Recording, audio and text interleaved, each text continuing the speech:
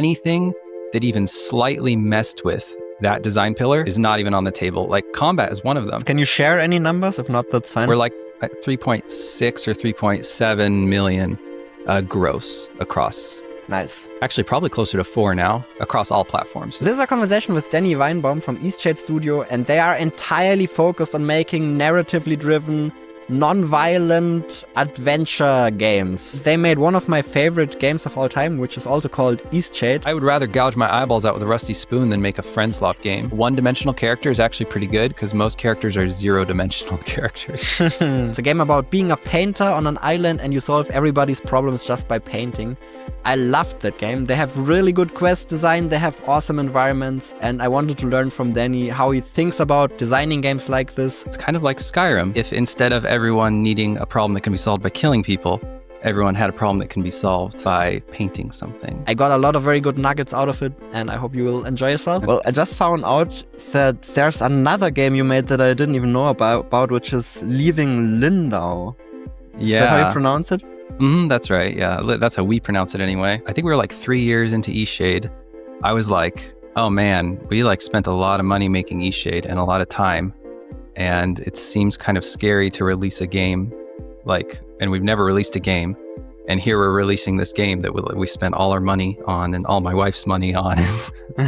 Just like such crazy investment. And like, what if I mess up the launch? Like there's just so many things that could go wrong. So I just wanted to release a small game. So we made that one in 6 months and then released it. And it did, I guess, okay for 6 months. I think it's grossed like 80 grand today. And that was during the development of Eastshade, you decided to make another smaller game, like some in-between project. Exactly. And, it was for learning the ropes of launch, it was extremely helpful. Like I actually did some really stupid stuff when I launched that. We launched it with a soundtrack and I messed up the repository. So the soundtrack had like no files in it, just like really dumb stuff like that I'm very glad that we learned that on Leaving Lyndow. That kind of back-end stuff, admin stuff, how to launch a game, things like that. As far as an actual like marketing tool for Eastshade, it's funny, even the negative reviews on Leaving Lyndow, most of them, said it was too short. They said, oh, this is way too short. This is really not good. I don't like this at all, but I'm kind of interested to see the full game. So it's like, okay, well, you still kind of are interested in the full game. Kind of interested is actually a pretty high benchmark in this industry. But it was more of a straight walking sim, Leaving Lyndow was. So I think it was a horrible representation of what Eastshade was gonna be. Got it. And I can also, I recognize one of the locations, at least from Eastshade. So sharing the same location, the game? Yes. So same IP, you could say, but like not a demo, different games. Leaving Lyndow is technically a prequel to Eastshade, but different games, different mechanics, which is super confusing, super weird and super confusing thing to do. And I think from that perspective, from like a marketing and business perspective, I think it was not good. So how did you guys get into game development anyway? Was it like, okay, we're leaving our day job and we're going all in on this? Any of your viewers who don't know me, I used to work in AAA games as an environment artist, as a 3D environment artist. I worked for ArenaNet and I worked for a little outsourcing company. And I also worked for Sucker Punch on Infamous Second Son. And nice. I don't know, I never really planned on, I always saved my money like crazy. Like I was making pretty decent money and I was like living on less than half of it. Like I was living like a college kid. And I was saving all that money because I knew that one day I wanted to make my own game. And I figured that, nobody was just going to give me a bunch of money. So I thought I was going to need a lot of money. And then I started seeing other people make, pretty reasonably scoped games all by themselves and being successful at it. And I started to feel like, a little bit competitive even, like I could do that. I could make something, that would knock people's socks off. And I started working on Eastshade in the wee hours. Oh my gosh, I was like staying up till 5 a.m. and then like going into work at like 10, like sleeping for a few hours, and I was just destroying me. But I was so insane. I was so hooked on making Eastshade, or what would become Eastshade, that I just had to quit. I was like, okay, well, I've got this much money. I quit with $130,000 in the bank. So I thought, I'll work for 2 years, and if I can't come up with something, oh well, I'll just go back and get a job like a normal person, no big deal. Anyhow, it ended up being 5 years. Was this kind of a decision you made together with your wife, or did she join in later? So at first it was just me. I quit to make Eastshade, and I was just working on Eastshade on my own. And then she started like helping. It's exciting, and she's also an artist. She was an art teacher. I see. For an art instructor, after school art instructor at the time. And like, we kind of like the same kinds of games. Like I think like both her favorite game is Skyrim. My favorite game is Oblivion. And and so she, even though she didn't have like games industry background, she started helping with things. She was like drawing UI art, and then she was like messing around in the engine. She eventually started learning Unity, and she was already a digital artist. Like she could already do Photoshop and all that stuff. But then she started just helping with more and more stuff, and then she started helping with so much stuff that I was like, "You should quit your job and do this with me." And nice. Yeah, and then she ended up going getting super into it, and now she's like one of the best game designers I know. So nice. Can you quickly pitch Eastshade to everybody who hasn't seen it before? Yeah, it's an open world adventure game where you play as a traveling artist. So it's kind of like an RPG. It's kind of like Skyrim. If instead of everyone needing a problem that can be solved by killing people, everyone had a problem that can be solved by painting something. So it's not like Photoshop the game. Like you don't actually sit there and draw, but people will have quests that you solve by, I'd really love a painting of an owl. And then you think, oh, well, I bet I should go paint an owl and give it to this lady. And then those sort of game builds up like that. That's such a wholesome pitch. It's interesting that you compare the game to something like Skyrim or to like these RPG-like games. Maybe it's because I have never really been huge into RPG-like games. For me personally, it was more like Outer Wilds. It was almost like a little bit like a Metroid Brainia vibe for me. Interesting. Yeah, I really like Outer Wilds. Have you played that one? I've played a little bit of Outer Wilds, but I'm too stupid for it. Got it.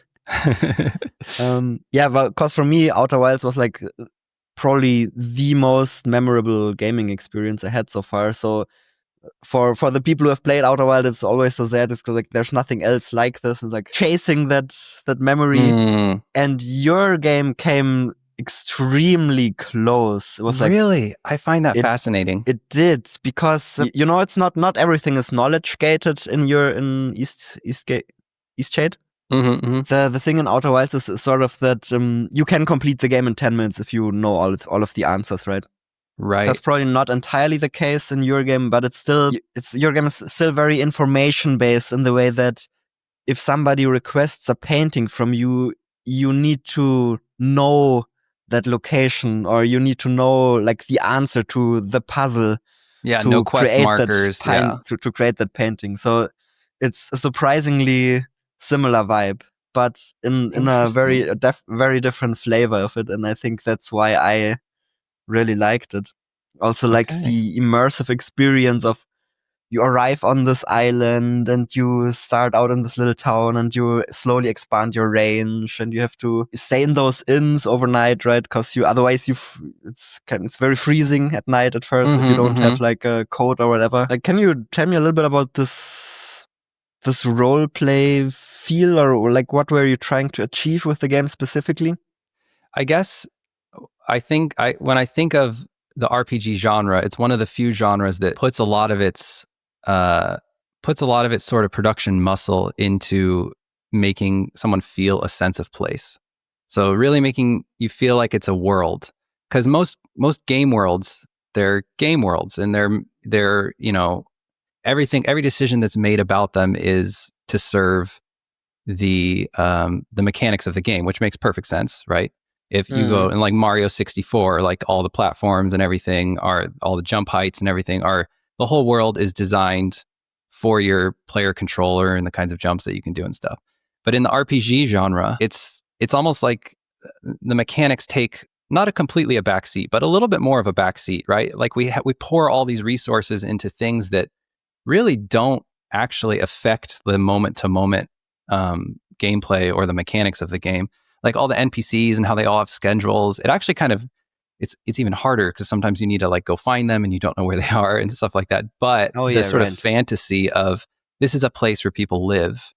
That's like, another thing you have in common with Outer Wilds. Now that you say it, that's because Outer Wilds also has this time loop and you need to know when what happens. And that's also right. I forgot that's also the case in your game. True. Yeah, and in Outer Wilds, you've got like people sitting around the campfire, like playing the guitar and just little touches like that. Like that's hard. That's like you spend a lot of money making someone play a guitar, right? And hold a guitar and do all that stuff. It's not really important for the, I guess, mechanical aspects of the game, but it's important for the vibes. And obviously they prioritize a little bit of that as well. I would say Eastshade prioritizes it even more. It's like that was our main design pillar, and anything that even slightly messed with that design pillar is not even on the table. Like combat is one of them. Combat sort of makes your world into an arena, right? If 95% of the people you encounter you're murdering, well, you need to make like a narrative concession to explain that, right?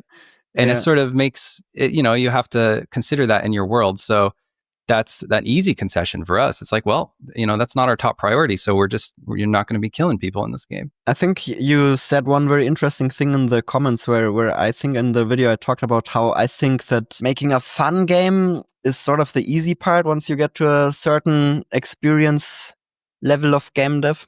Yeah.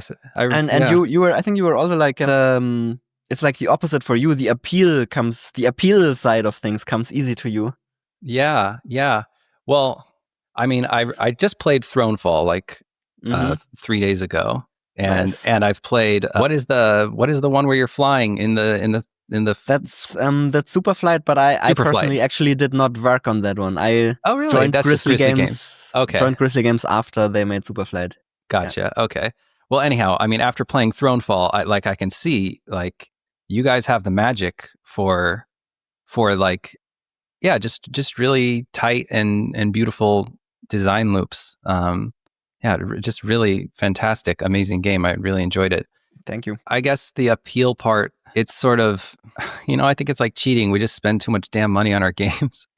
Like we just make this world that is like really detailed. And with Jacqueline and myself, like I think we're kind of lucky because our taste is sort of, I don't want to say generic, but like we have taste that is a lot of other people have the same taste. Like Eastshade is like a whimsical, sort of high fantasy world that I think a lot of people enjoy. I mean, it's like a woodland fantasy, cottagecore sort of thing.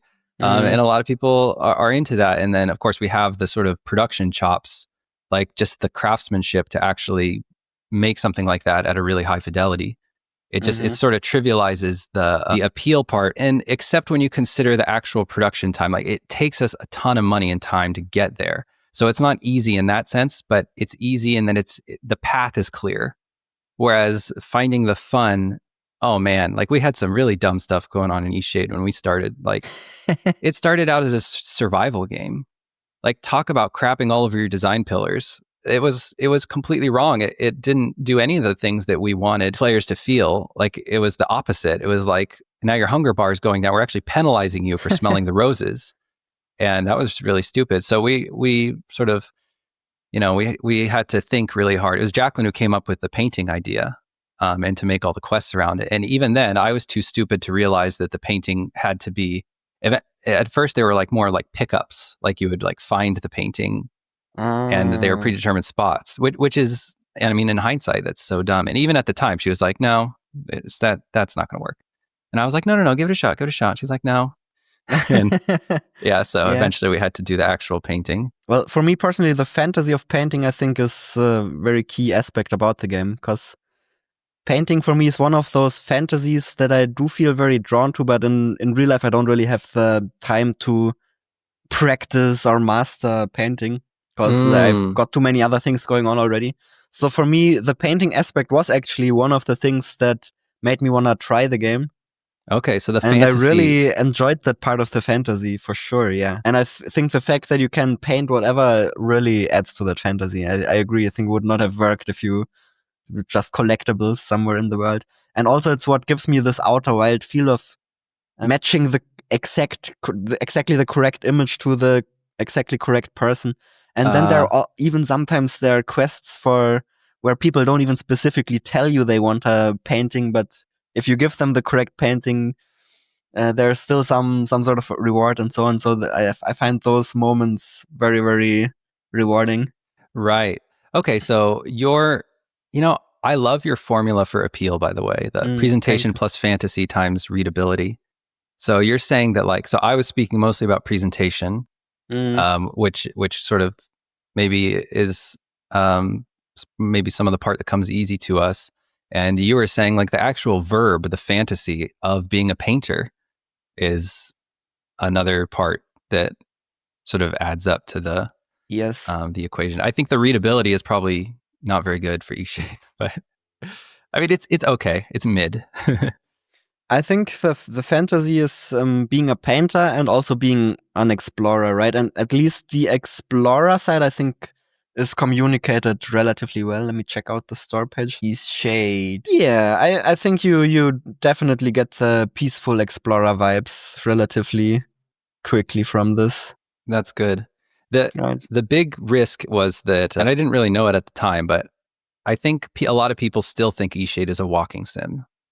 Which I was not throwing shade at walking sims, but walking sim is a very specific kind of game. A walking sim is an adventure game. It's a first-person adventure game, and it tends to be a game where you can't really change the state of the game world that much. And it's not a game where you have a bunch of quests and inventory and crafting and things like that. That's not walking sim stuff. So I feel like we actually align a lot more with an RPG. Outer Wilds I would categorize Outer Wilds, I think, as a puzzle game would be where I'd put it. But it's seeing the way you talk about the solving the quests, it is more puzzly than I was even thinking. So I really enjoy hearing your perspective on it. I think you could also look at Outer Wilds as like an RPG with a very open quest structure, right? Okay. So the quests are not presented in the typical format of you have a quest giver and then you go through the quest in a linear order. It's more like the quests are scattered all around the universe and you have to find the correct line through the quest to solve the quest. So it's certainly puzzly. I agree with that. But then there's all those game verbs too, like you're driving a ship and stuff. So it really muddles the genres a lot. Yeah, sure. Yeah, the verbs are interesting, right? So I think it's very helpful if on the screenshots you can sort of see the verbs. And when we look at Eastshade screenshots, we see a lot of beautiful environments, and that's probably where people get their walking sim vibes from, right? Because the verb you see on the screenshots is the walking. Yep. Yeah. I agree. And actually, that brings me to a question I have for you. I was so annoyed with people thinking Eastshade was a walking sim. I eventually made a new trailer for the game. It's the second trailer in the Steam page slot.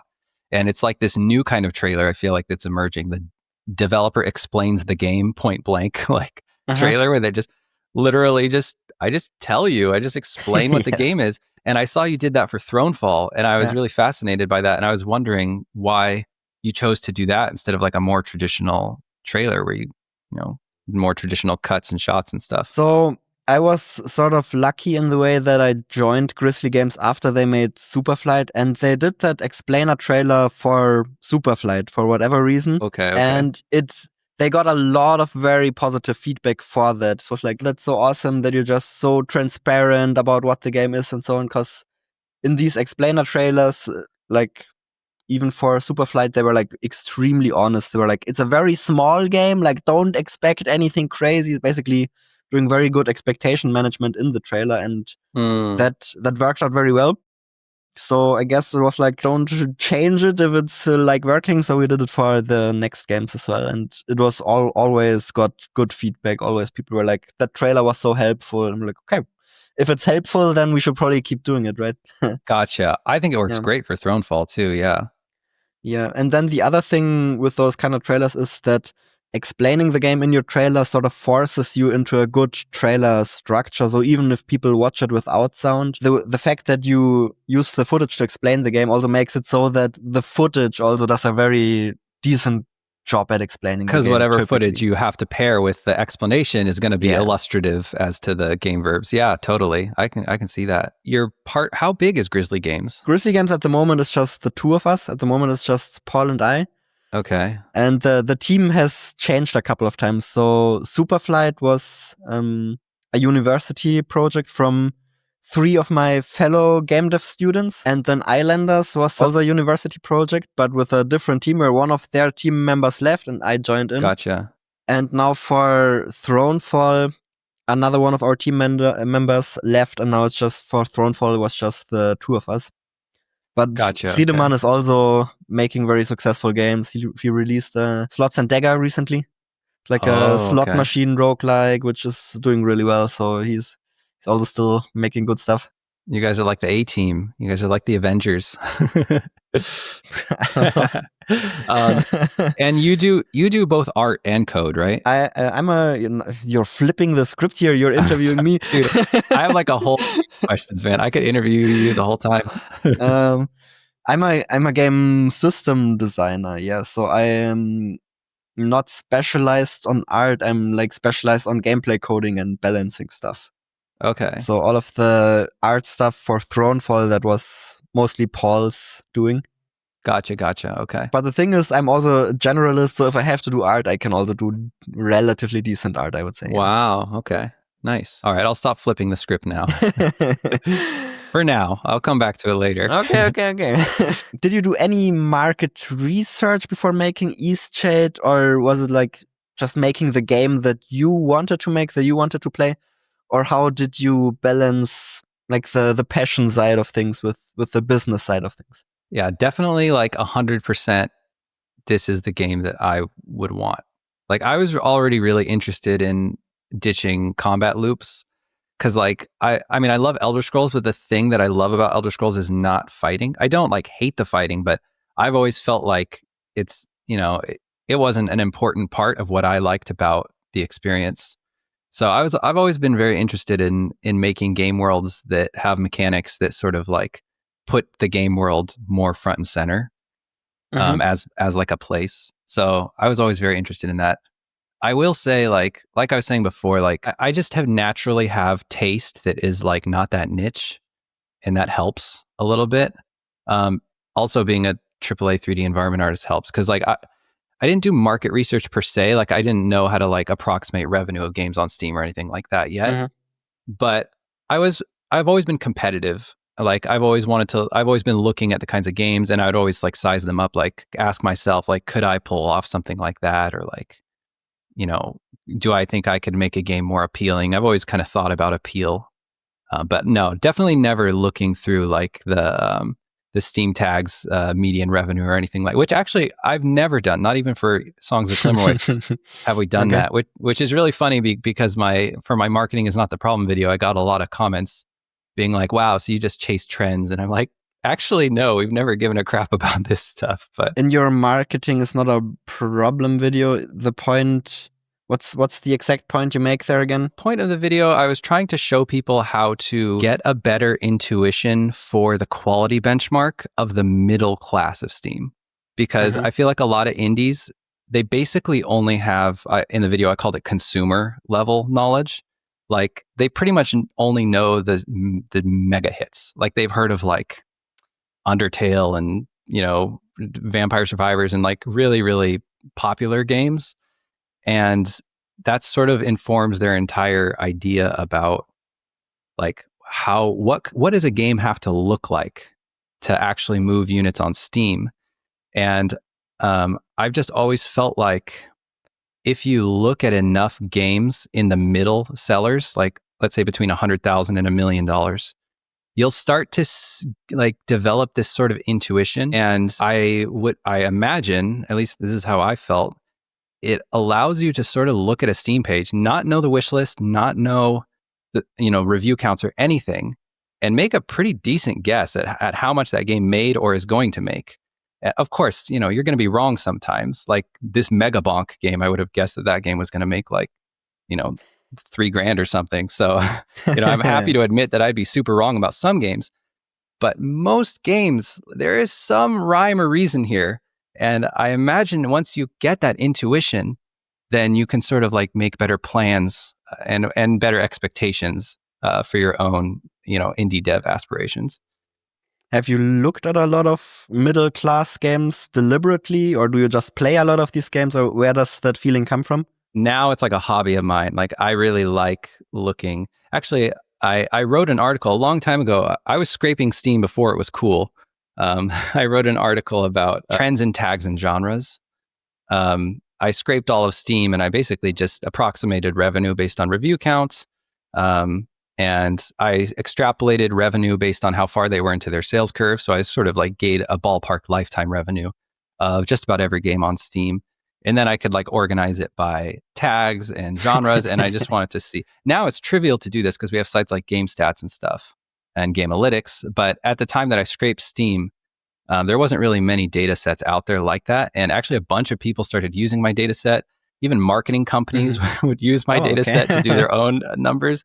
And then a bunch of people made like they're like way better at scraping than me. Like they know how to do like web stuff way better than me. So I'm happy nobody should use my data set anymore, but I've always been interested in it. So first you said you didn't do any marketing research, and now you come out with this, that you scraped Steam to get data. So this what is it? This is when I started. Let me explain that. I've always been interested in it was the wrong word. That's not true. After I started Eastshade, I would say like a couple of years before the launch of Eastshade is when I started to get really into this stuff. I mean, partially because I'd spent literally all of the money that I'd saved over my whole life, and I wanted to know like how effed we were, basically. Right, that makes sense. But yeah, then I got pretty into it. So while you're developing, it's like trying to get some insights in hindsight. It's not like what game are we making? It's like how screwed are we? Exactly, that's right. Okay. Yeah. and what was your conclusion about how screwed you are? I thought it was going to be all right. I thought like, even if I took the low end of most statistics for like Jake Burkett already had his Burkett ratio article, his famous Burkett ratio article, the original OG Burkett ratio. That's just for anyone who doesn't know what Burkett ratio is. That's just your pre-launch wish lists, like the night before you launch, compared to, or the correlation of that to your week one units sold. So even using conservative extrapolations, I could already see like we're probably going to be all right.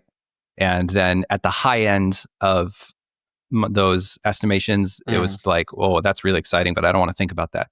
But it turned out to be the high end of those. Nice. Can you share any numbers? If not, that's fine. Oh, for Eastshade? Yep. Yeah. I think we're like at 3.6 or 3.7 million gross across. Actually, probably closer to 4 now across all platforms. So that includes PlayStation and Xbox and a Game Pass deal as well. Oh, that's very good. And that paid for development because you were like making a world like this is very expensive. And what exactly do you mean with expensive? Just in terms of the hours you personally spend, or were there any other costs that played a significant role? The biggest cost was just me and my wife, Jacqueline, just working full time. So I had worked, by the time Eastshade shipped, I had worked for 5 years full time. And she had worked for almost 3 years full time. And then we had a couple contractors, really like short-term small stuff. And then we also paid for like localization and stuff. We didn't have a lot of external costs. I think we spent less than 60 grand on like paying for other things, paying for like contractors and stuff. But just our own like cost of living and everything. And we lived really like as cheaply as we could in the United States. I mean, we're a very rich country, and we, cost a lot to live here. Sure. So yeah. I forgot, does Eastshade have voice acting? Yeah, fully voice acted. So we also did full voice acting, which initially I thought would be completely out of the question, but I just started looking around and I saw that it really is not as expensive as I thought. I don't think it even cost us 25 grand to voice act for Eastshade. All of it. It's like 50 characters. I think it was like 50,000 words or something like that. Maybe that was the localization. I can't remember. But yeah, it wasn't prohibitively expensive. It was a lot of work because you had to do the casting and, just vetting through all those and picking the one. And then you've got to have the back end to like generate all the scripts for all the voice actors, and they have to have like little unique IDs so the game engine knows which ones to pull, and then you send all those off. then you get them back, and then you might have to do like pickups if you have to change a line or something. So it's a lot of work. But we're going to do it again for Songs of Glimmerwick, and we have even more. We have like twice as much voice acting. So, but like it very much sounds worth it, right? So because it adds a lot of life to the world. If you know I how think to, it does. Yeah, I agree. I think it does. Yeah. I think it does. I mean, you just have to do a really good search for the right actors. Because, I mean, gosh, a voice actor can knock out like thousands of words in an hour. So if you just send them the script, they can do a lot, but you just have to find all the right people with really high quality production audio. The audio has to be perfect. Basically, with voice acting, you're judged by the worst performance. That's what I find. Okay. Yeah, people will be like, oh, the voice acting is not very good, but they're just remembering that one person that wasn't very good. So it's a high bar, but yeah, I don't like have your friends do it or whatever. Like I would say, because that could, that won't add as much. I see. Yeah, for Willy Snail, I had my friends just do a little blah blah blah blah blah blah, the typical game thing. But you had like some like effects and stuff on the voices and stuff, right? Sure. I'm wondering what other developers can learn from Eastshade. There are a couple of things I'm thinking about. One is, of course, the environment art, because you said you're an environment artist, right? Mm-hmm. The environment art is very good in Eastshade. Well, thank you. There's one thing. Maybe let's start there. Okay. Well, what can you teach us about environment art? Yeah. So for environment art, I would say that the most important thing, and just in art in general, is like to use reference. Just find great reference and let that guide you. I would say, like some people, they just try to make stuff up from their head too much. But if you can find great reference and you can be very relentless in your pursuit of trying to unpack. By the way, it does not matter what style your game is in. Like Songs of Glimmerwick is, way more sort of stylized and cartoony. Doesn't matter. We still use a ton of reference. You just have to try to figure out what makes something look cool and what details are important. And you want to try to express those in your stuff. So, for example, trims, moldings, the patterns on doors, the shapes of windows, the tessellations in the windows, the muntins in the windows. If you're looking at forests, don't just think, oh, forest is trees and grass, right? No, forests are not trees and grass. If you walk around in a forest and really pay attention, like most places that have a lot of trees do not have a lot of grass. Grass needs a lot of sun. So you think about things like underbrush and ferns and things like that, and you just try to include all those. So that's the first thing I would say. Just use reference, stick to it, be relentless, keep trying to up. If it's the reference looks way better than your game, try to figure out why the reference looks so much better. What exactly is so different about the reference? It could be a photo, it could be anything. It could be concept art, and just try to pursue those details. And then the next thing I would say, to try to not rant too long, because I've been doing environment art for almost 15 years and I feel very strongly about it. No, please, the rants are what we're here for. I would say that a lot of game art in general, they worry a lot about the generic elements, which is important. By the generic, I mean like a town is a bunch of houses, right? Right. Very generally. So you think about the houses, but sometimes people forget about the non-generic details. So like if you walk around a cool city, do you live in Berlin? Is that right? No, I studied in Berlin. Now I'm back in Bavaria. Okay, Bavaria. Okay, well you got no shortage of cool cities. German. I've been to Germany, but Munich is one of my favorite cities in the whole world. But when you think about the cool things about Munich is ugly as hell, but that's crazy. No way. I mean, it's not really fair because like I feel like all the German cities are more beautiful than like most American cities. So anyhow, okay. So basically, you just want to make sure to include the cool parts about a city. Like when you walk around a city, things like water wheels or like landmark buildings that look different from all the other buildings. Obviously churches, but everyone knows those because those are awesome. Like when you think of cool cities, really cool cities, ones that have a lot of tourism, you got, cities with canals, cities with weird features. Like in Munich, there's just randomly this little like wave pool in one of the parks that surfers will surf at. It's like, that's so crazy. But like if you walk around the city, you remember stuff like that. And it's just really cool. And it feels like exploration, in real life. And you just want to have all that kind of stuff. Like in Eastshade, we tried to have like every area had a shtick. Like we had like the mudslide area in Lyndow, old Lyndow, we called it, and that was sort of this weird, mudslide where all the houses had been sort of swallowed up by the hillside, and the mud was sort of leaking, into the houses and all that stuff. Just memorable stuff like that. And if you're talking about like forests, all the weird stuff you see in a forest, like a fallen tree where like all the roots have been pulled up, or like weird looking logs, nursing logs, strange rock formations, waterfalls. Obviously, people know waterfalls are cool, but really like river rapids and terraces and cascading waterfalls and all those details that are so hard, but they're so important. That's what I would say. It's the oddly specific stuff most of the time, right? That makes places interesting. It's not like you don't want a city full of houses. You want very specific houses that tell a specific story about the place. Sure. Yeah, exactly. You want different, unique architecture, but then also unique buildings even within those buildings. So you need both. You need really, good generic looking stuff, but you also need really good non-generic stuff. Otherwise, it'll just be boring. So how do you do environment art somewhat efficiently? I mean, you said the game took 5 years to make, so I'm assuming that a lot of the time was spent on making the environments. Yes. But still, like, did you handcraft all of the assets, or where are the assets coming from, for example? Most of the assets I made myself. Okay, like 95% of them. Mostly just because I'm pretentious and nothing is good enough for that I can find on the internet. Okay. But also, Eastshade's a weird looking place, and it looks special, I think. And you're not going to get there if you get a bunch of generic assets, then you're going to get a generic looking game, But I'm glad you said, how do you be efficient? Because I do feel that I was efficient, even though it did take that long. I tell people, and this blows people's minds, I tell people 60% of the total production endeavor of Eastshade just went into purely performance and nothing else.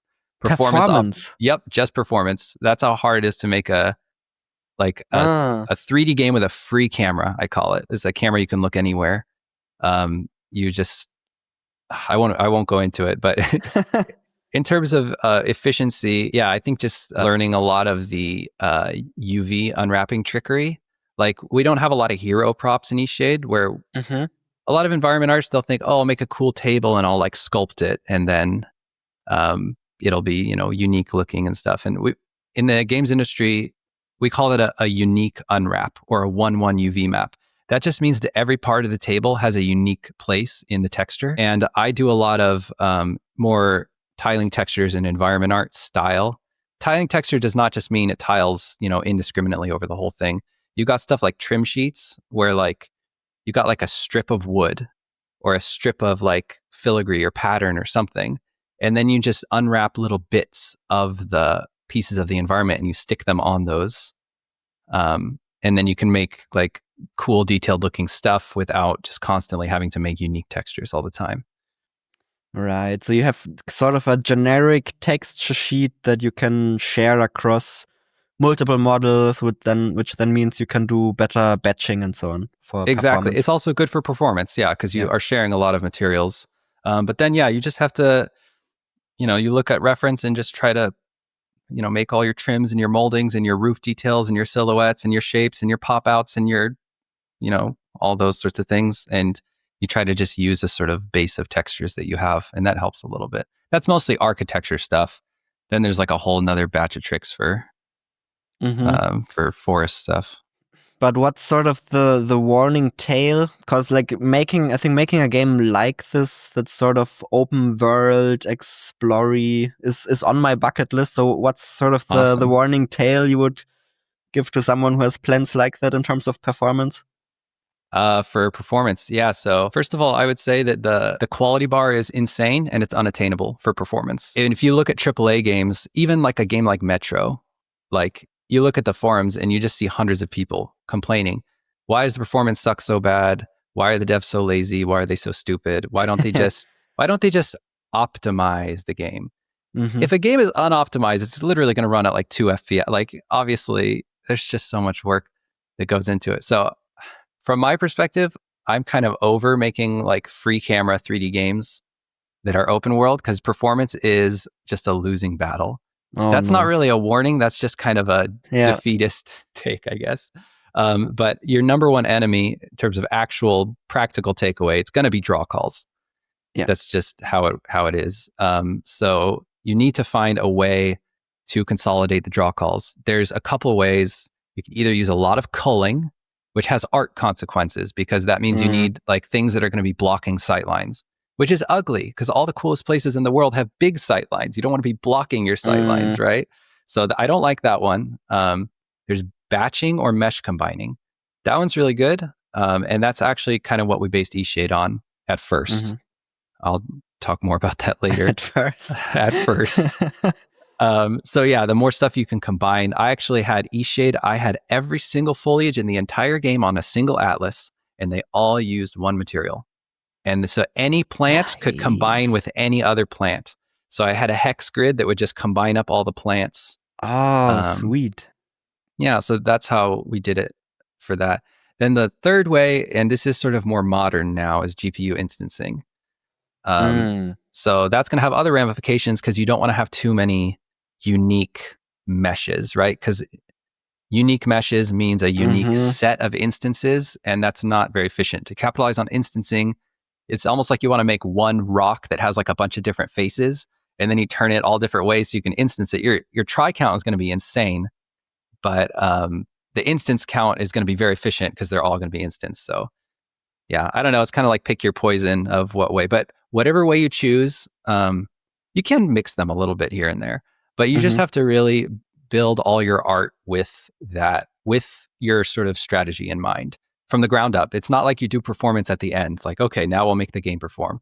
No. If you're making a high fidelity 3D open world game where the player can look anywhere, then you have to like think about it from the beginning, at least in my opinion. So you need a performance strategy from the beginning. And the problem is, of course, if you make a game like this for the first time, then maybe you don't know all of the problems or strategies that you're gonna need, right?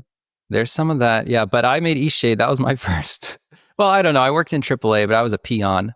So, nobody came to me asking what we should do about draw calls. But I still learned a lot working in AAA. It still sounds like you had to figure a lot of this out during development. Yeah. I mean, I made a lot of plans and then tried them, and certain things worked better than others. We eventually did move to GPU instancing in the end for all the plants. So all that work I did to atlas all of the foliage, that ended up not being the final path. But does that mean that every type of plant is a separate draw call now?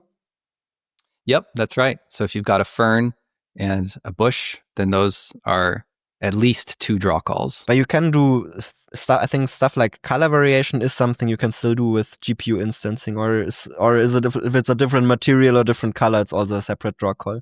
It depends on the engine.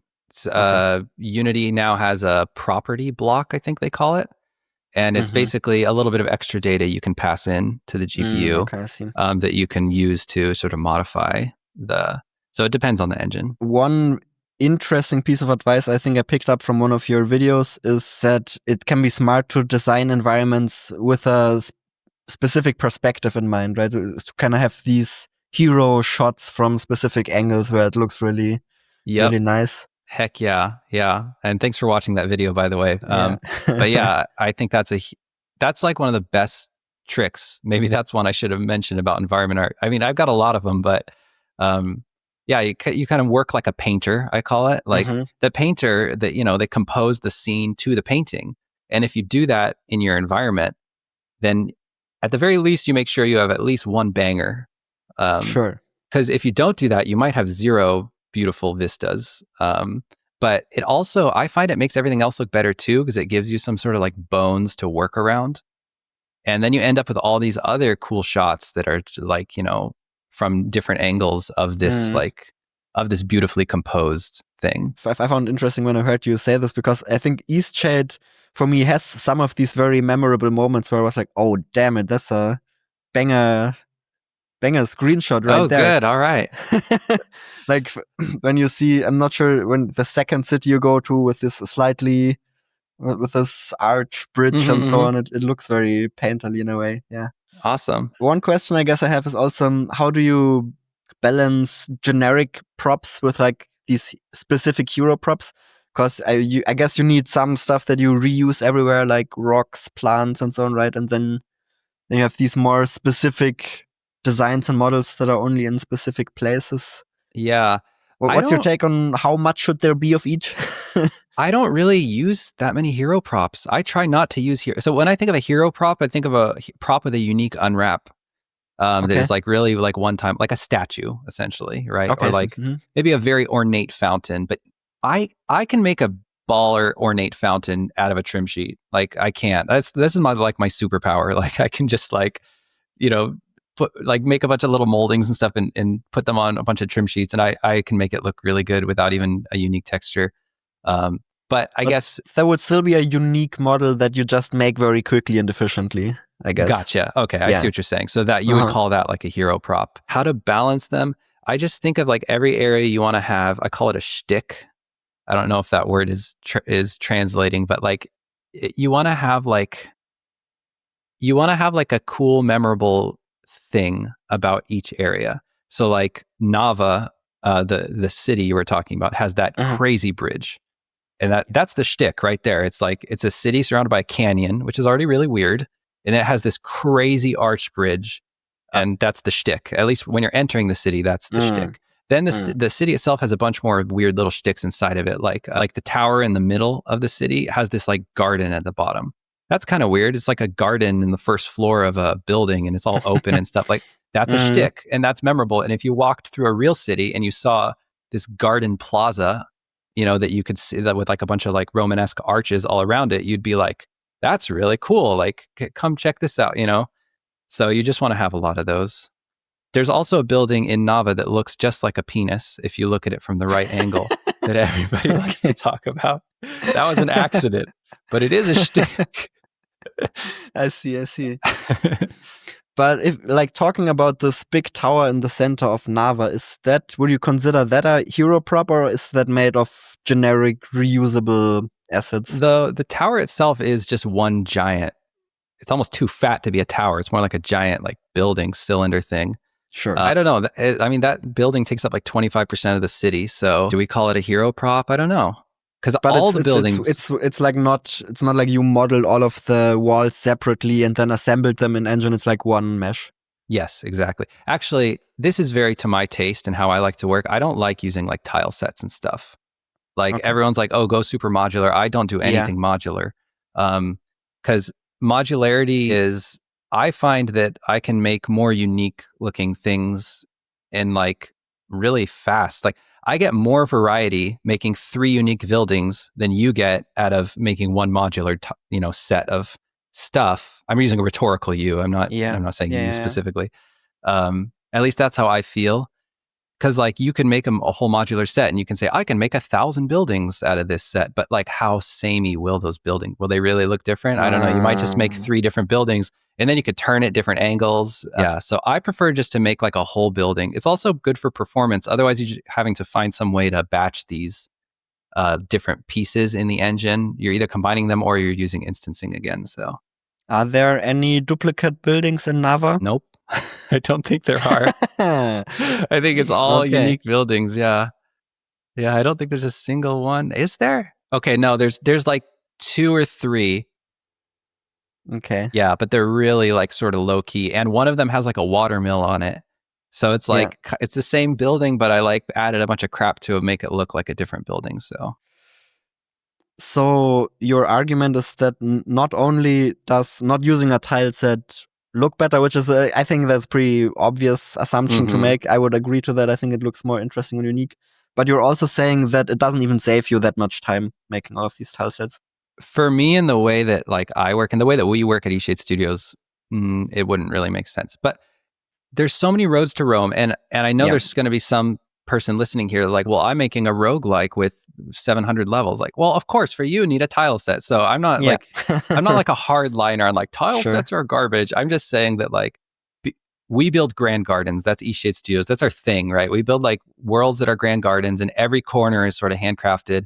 and we take 5 years and we spend $2 million making the game.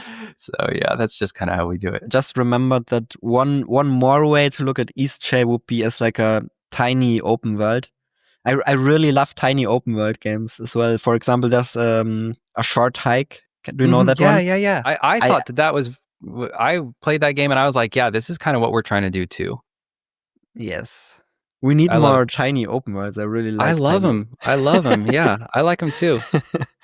Is your next game also a tiny open world? Well, I don't know. I mean, I know what you mean by tiny open world, but Eastshade is like 1 kilometer across, which Skyrim is only 4.5 kilometers across. So it's like not that tiny. It's not that tiny. But Glimmerwick is bigger than Eastshade. But it is like that. It's an open world for sure. It's not like a, Assassin's Creed size open world, but it's definitely an open world, and it's so Eastshadian in the way that the world sort of, like, the main metric for progress is sort of opening up the world in the game. Like, you're excited to see the next area sort of thing. So we definitely do that in Glimmerwick as well. But yeah, totally. There's a lot of Eastshadian DNA in Songs of Glimmerwick. I guess what I mean with tiny open world is that it's a world that feels relatively densely packed, right? It's not like you walk for hours and see nothing. Totally. Yes. That is like one of our, like, we love making a very dense world, but like every second you throw a stone and you're on something new. You already mentioned a little bit like the quests. You also made a video about that. I was an interesting watch as well. Oh, thank you for watching that. It's like, that video is like obscure, like almost no one watched it, so I'm glad you watched it. There are some real gems hiding on YouTube in the game dev scene. Like, some videos have like 1K views and are like really, really good. Yeah, like, I know, it's hard. Yours is already doing much better than that. Yeah, title and thumbnail. What makes for a good quest? What makes for a good quest? Well, I've got a rubric that sometimes I refer to, but Jacqueline kind of makes really good quests and she never even looks at it, so I don't know how useful it is. But we seem to have similar sensibilities. But there's a lot of things that make for a good quest. There's a lot of different ways a quest can be good. I don't know. I'll give my really weird finding. I did a huge research stint on, because I'm kind of curious. I don't just like to assume that I know why a quest is good. I want to actually get data on it if I can. So I was like researching like all the quests that players say are good quests, and I was looking through, on forums and Reddit and stuff. And then when I would find a quest that people would mention a lot, I'd go. I was mostly using Elder Scrolls games just because I know those games better. I know how they work better. And then I would go to the wiki and I'd read through the quest logs to kind of see, okay, how does this quest really work? And the only thing that I found in common between all quests that people reported as good quests was that they have a lot of stages. Isn't that stupid? It's just like, a good quest is a big quest? No, that can't be right. That's just stupid. But I think that there's maybe something to it, because when you think of a boring quest, it's like a template quest, right? It's like, go kill 5 monsters and bring me their 5, rhino horns or whatever. So that's a quest. 2 stages or what? 2 stages, yeah. 2 or 3, depending on how you want to count it, but not very many stages. And when you think of more interesting quests that like stuff actually happens, you get these you get a lot of quest logs. The most common quest in Oblivion, Elder Scrolls 4 Oblivion, was A Brush with Death, which is a quest where you go into a painting. And everyone's like, that. Basically everyone says that that's the best quest in Oblivion. Like, that's by far the most reported one. And some people even said, like, it's such a small quest, but it's so good. It is a small quest in terms of playtime, but it's a massive quest in terms of like complexity of stages. Because there's so much stuff happens in that quest so quickly. And of course you end up going into the painting and all this weird stuff happens. So it's hard to, the premise of the quest is also really cool. And I think that's an important one, like how you come across the quest, what kind of verbs that you're asked to do in the quest are really important. And then a lot of people do say that the reward of the quest is important. That one feels kind of hollow to me, but it's what people say. So yeah, I think that makes sense. Anyhow, I'll conclude my rant on quests. There's one very memorable quest in Eastshade also that maybe serves as an interesting example, which is when you go with the boat onto this little island on the lake, and then you get stuck on the island because I think there's like a storm, so you can't leave the island anymore. And you have to suddenly uncover a crime that occurred on the island. It turns into a detective game for a minute or so. Yeah, and I was like really bad at solving this crime because it was like quite tricky actually. But it was still like, even though I didn't really manage to solve it very well, it was a very, very memorable quest for me because it was like, so holy crap, they went through a lot of effort to make this. And it's exactly what you said. It's like that I think is a quest that has a lot of stages, right? You have to talk to a lot of different people in the correct order and find things. And then you need to go outside in the storm and pick up some clues there. And then it all comes together and it comes to like a satisfying conclusion. Well, I'm glad you liked the quest. Was awesome. Yeah. Awesome. Really, I'm glad you liked it. Yeah, Jacqueline wrote that whole quest, put most of it together too. Yeah. Some people don't like that one just because it sort of like, it traps you. It like basically forces you to do it, which some people, they're kind of like, their mind's in a different place. They're doing something else. But it was definitely a break from, we try to make all the quests like unique, I guess. Just like a break from the pattern. Everything is, nothing is template with us. Another reason why we spend so much money on our game. I mean, Songs of Glimmerwick is, I just did some math this morning, and the game is going to cost almost $2 million by the time we ship. Holy hell. So that's quite risky. How stupid are we? How stupid are we? Dude, are you doing the how stupid are we research again? Or how screwed are we? Yeah, exactly. I was surprised. I didn't think we'd spent that much. And that's the majority is once again in just your own development time, or are there like even more external costs this time? Mostly, we kept it small. So we have one full-time programmer, and Jacqueline and myself. Jacqueline's been working on the game for 6 years now, full time. I've been working so much time. Yeah, it's crazy. Since 2019, we shipped Eastshade. She started working on Glimmerwick. I've been working on the game for 5 years. I kept working on Eastshade for a year after we shipped, so I'm not counting that year. And then our programmer Jenny, she's been working for almost 4 years. So put it all together, you got about 15 person years. And at about $100,000 a head, there's 1.5 million right there. $100,000 a head might sound high to someone outside the United States, but you could include HR and all that. And none of us are beginners. Like, we're all kind of ninjas. So that's kind of how we do the math. Then some external costs and things too, but most of it is pretty small compared to just the salaries. How did Glimmerwick come to be then? Was it once again just something you wanted to make, or was it more based on like market research this time around? No, we're just pretentious artists. In 2017 or 2016, I can't remember, Jacqueline, in a coffee shop, we were just like jacked up on coffee, and Jacqueline was like, we should make like a farming sim, but like Wizard World. And I was like, yes, we should do that. That's our next game. And we were just like way too jazzed about it. And we just stayed jazzed about it until we shipped Eastshade. It's all we wanted to do. We wanted to work on that. So Eastshade's kind of like my baby, and Glimmerwick is kind of like Jacqueline's baby. So she's the lead designer. I just watched your video about, I think the title of the video is like, this video will change your view on game design or something like that. Oh, what a banger, dude. What a freaking banger. That's such an amazing video. Anyway, you have a section about, or which one was that again? The boat. It's the boat one about taking measurements. And you have a little section in there about captains. And even though Jacqueline and I were married, we still one captain per game for us. So Eastshade, I was the captain. I have the final say on everything. And for Glimmerwick, Jacqueline is the captain. She has the final say on everything. Got it. Yeah, so that makes the decision-making process a lot easier then, yeah. Easy.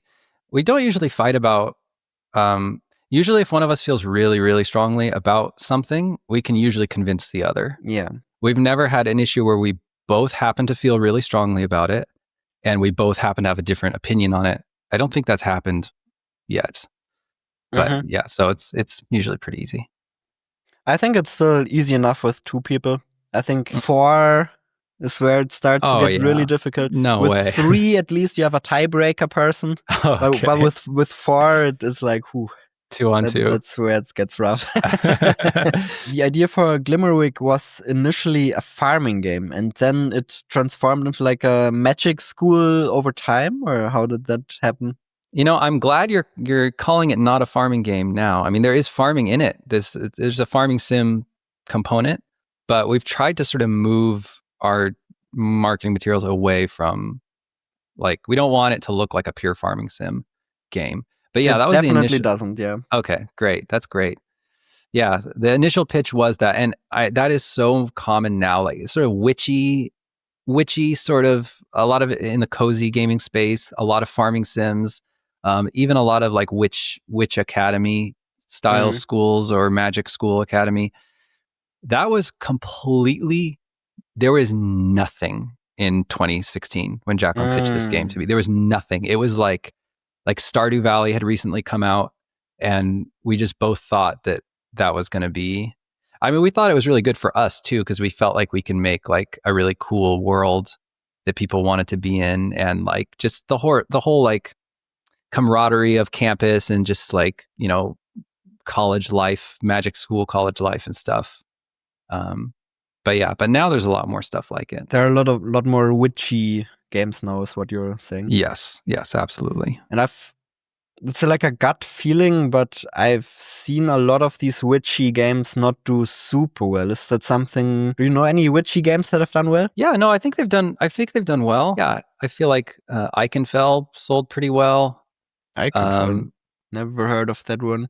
Here, let me see. I've got a little list. No, I actually think it's a pretty good genre. It has a high median revenue. I mean, there's a lot of games in it that I would say like don't have super high production values. So this entire magic school thing is obviously an incredibly appealing fantasy, right? As like stories like Harry Potter proof and so on. Exactly. And also Hogwarts Legacy, which is also, I think, sold really, really well, despite some controversies and so on. Right. Some other games, I pulled up my little list here, like Sunhaven did crazy numbers, which is, I don't know if you saw that one. Little Witch in the Woods also did pretty crazy numbers. Then a bunch of other sort of smaller ones also doing pretty medium numbers. Oh, that kind of stuff has just been outside of my bubble. Interesting. Yeah, it seems pretty good. But again, it's like, I mean, we're not going to change it based on... No, of course. So yeah, sure. not now. But I think, I don't know. I think Glimmerwick's gonna. I think it's gonna be a banger. not. I don't know about in terms of sales, but like when we were working on Eastshade, I thought it was pretty good. I mean, I was really proud of it, but I knew that there was gonna be like, I knew it wasn't gonna be to everyone's taste, and I thought that some things about it were kind of janky, and we just never. I'll say that that game ended up bigger than I ever dreamed it would be, but still, I hated playing it. I mean, not because I thought the game was bad, but just the type of game that was like adventure game. Just when you know where everything is. I don't know. Glimmerwick is completely different. When I every time I play it, I'm like, oh my God, it's so good. Like I feel so much better about Glimmerwick in terms of the game that it is. Interesting. Yeah, I think it's a better game than Eastshade. Of course, it's all to taste, so we'll see, but we don't know. I think we have like 115,000 wish lists right now. Oh, that's super solid. And have you even played the Steam Next Fest card yet, or? Nope, we have not done we have not done a demo. We're working on a demo right now, and we're in closed beta for it. Nice. And we're getting really, really good feedback.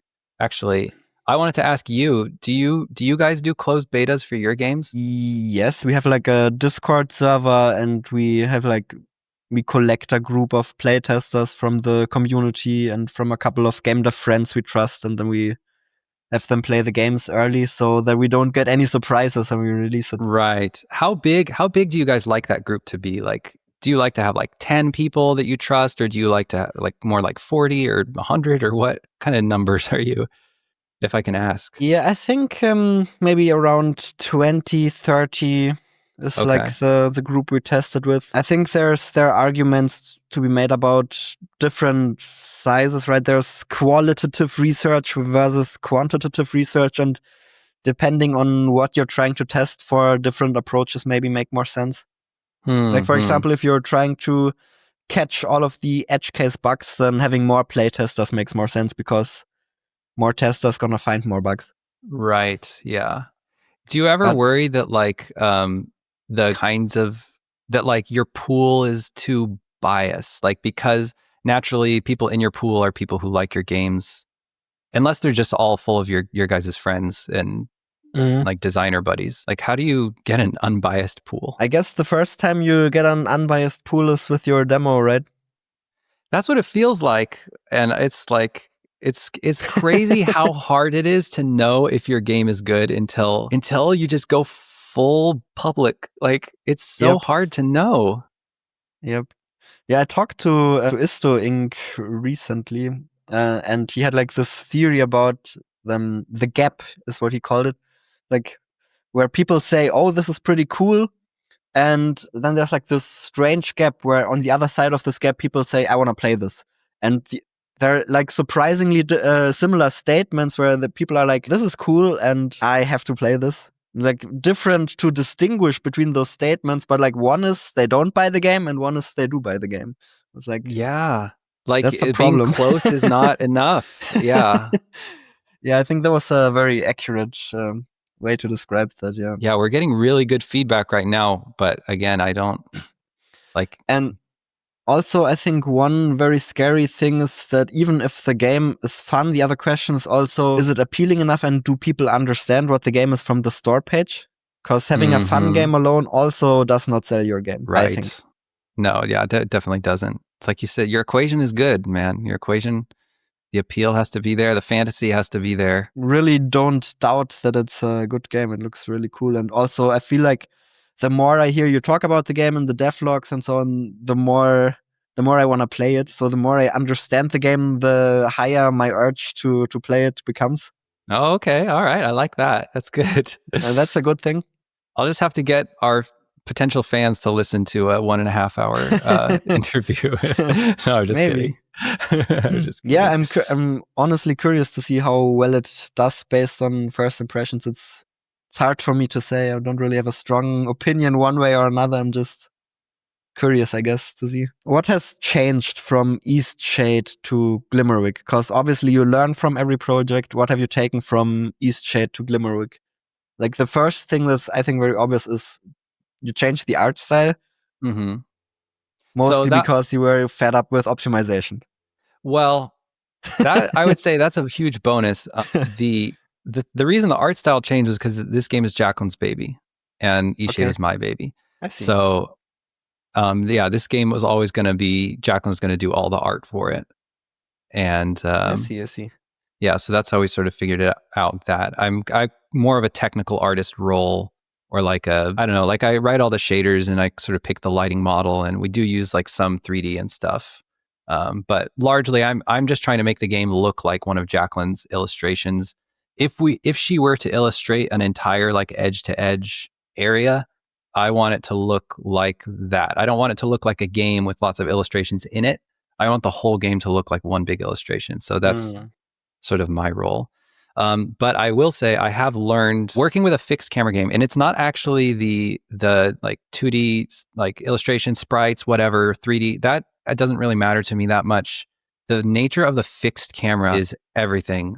I love making games for fixed cameras. It sucks to make every single nook and cranny of every single building, of every single tree. You turn it around everywhere. People can go everywhere, just like animals. They're just going wherever they want. Like it's some kind of zoo for them.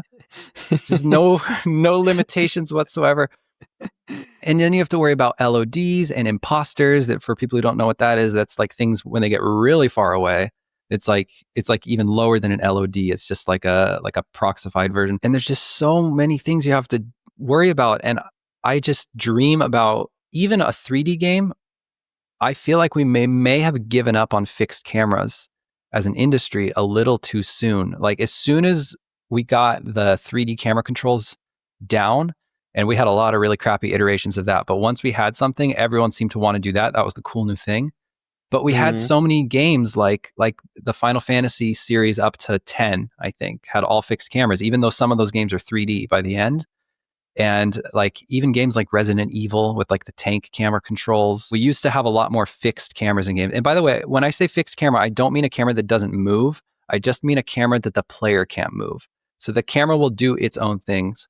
Death's Door. Did you play Death's Door? Okay. This is like a new, recent indie game. I think it was a Devolver Digital published. But that game had a fixed camera. But nobody even talks about it. Nobody even notices. But that was the first thing I noticed about this game. I was like, oh, I was really happy about that because I don't feel like I ever want to work on a game that has a free camera anymore. That's too much power for the player. Just no controls for you. I'll tell you where the camera's gonna go. I remember an area in the point and click era where point and click was moving to 3D, but they had like these fixed camera perspectives where the camera was only moving like on a dolly or something. So on a dolly, fixed camera could also mean something like that, right? Where it's more, there's like could also be more perspective, but you just don't choose where the camera goes. Exactly. That's right. Yeah, you could do it like that. It could be a dolly. You could even be like kind of top down. You could be moving through a fully 3D city, and there could be just a track, and the camera's always trying to, look at you, but it's always sticking on the track. And then you walk backwards, it walks backwards with you. Walk forward, it walks forward with you. You go off onto a path, it follows you on the path, but on a track on the path. Like it could still do that. You just don't control the camera. And I feel like you'd be able to make more beautiful worlds, more detailed, bigger, just literally like more to explore, way more performant because you don't have to worry about every single level of detail imaginable or the player looking to the horizon or any of that. Unless you want to point it at the horizon, in which case you know exactly what you're going to be drawing. And I just think that it would be awesome. So that's what I'm thinking for next game. So you want to stick to fixed camera for sure. It's like... Yes, and I would love to do something that is like, I think has never been done before. I'd love to mix camera behaviors. I don't think people would even notice. Like, this sounds really weird, but I just think it'd be cool to have a 3D world where the camera is always doing something that the designer designed for it. And it could be specific to the space. Like in an interior, that could be a different camera behavior than if you go outside, it would be another different camera behavior. But we'd always know what the camera is going to be looking at, and we'd be able to polish everything to the nines. It would be like the most beautiful game ever.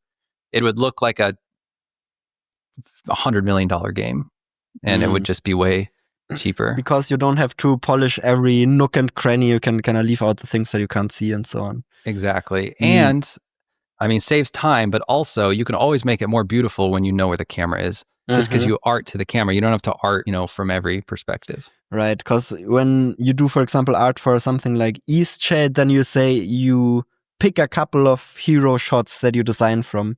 Exactly. But when you have a fixed camera, then everything can sort of all be a hero shots, baby. Yeah. I think in defense of like free cameras, I think for exploration games, free camera is very cool because that kind of exploration is part of the fantasy in a way.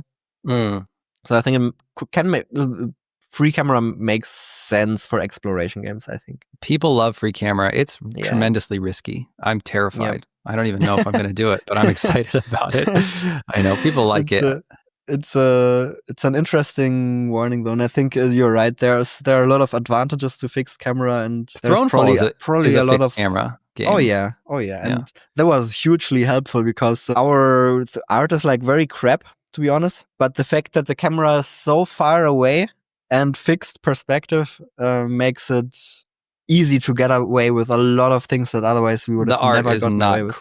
The art is not crap on Thronefall, but but if you look at the 3D models and like it's like very, very amateurish stuff, I would say. But that's the beauty of it. Like you're looking at the big read, you're making the asset for the camera level that you're seeing it, and that's the magic. That's what a good artist does. Like you make it look good from the angle that you're going to see it, or however it's going to be used in the game. That's the read. We talk about different levels of read, like the close read, the mid read, and the far read. If your game is far read, you got to focus on the far read. For people who want to make adventure games like this, how the heck do you design or prototype a world like this? Do you start with gray boxing or do you start with a vertical slice? How do you build this out? Well, there's sort of two components because there's the mechanical aspect, and I believe adventure game is more of a game backbone. It's not really like a game verb. I have this crazy take about Elden Ring. Elden Ring is kind of a giant adventure game. Mm-hmm. like in the way that like the world gates you, right? And a lot of the exciting part about the world is sort of finding those gates and then going and doing the other dungeons and boss battles, whatever. And eventually you find the key to the lock and you get really excited and you're like, oh, I'm going to go open that door. And one of the most exciting things in Elden Ring is getting into the new area. It's so exciting because the maps are so cool. They're like, it's really, it's like a grand garden design, in my opinion. Elden Ring is. Mm-hmm. Um, so that's like an example of how like you can pair a lot of different game verbs with your adventure game backbone. So I don't know if does it make sense to even prototype the adventure game backbone? Maybe it does. We've never done it though. Maybe our games would be better if we did. In which order do you build your games? Do you start with like a basic character controller and then you start building like one part of the world and you slowly expand it out, or how do you go about it? For Eastshade, I was really concerned with what the world was going to look like, especially because I was using a new engine. I was using Unity, and I didn't know for sure if I could make the game look as good as I knew I could make a game look. So I was doing a lot of like visual prototyping, I guess you would say. Okay. But then I moved on. So like the second part I was going to say for prototyping for an adventure game would be like your map. Since most adventure games are very map driven, like that's kind of the fun part, is like exploring the mapping and unlocking to the next part of the map and potentially like doubling back on other parts of the map and how the map loops around and all that stuff. So I think that's a reasonable place to start building out this sort of broad strokes of your map. But I do think it's good to hone in on one little part to make sure you can make one little part look really good. If the visuals are going to be an important part of your adventure game, which adventure game genre, visuals tend to be pretty important. So yeah, that's what I would say. But in general, I think we're garbage at prototyping, and I think we probably don't do it as much as we should or as thoroughly as we should. Right. But I'm still curious in which order you build things, right? So you do start with one area and expand it out.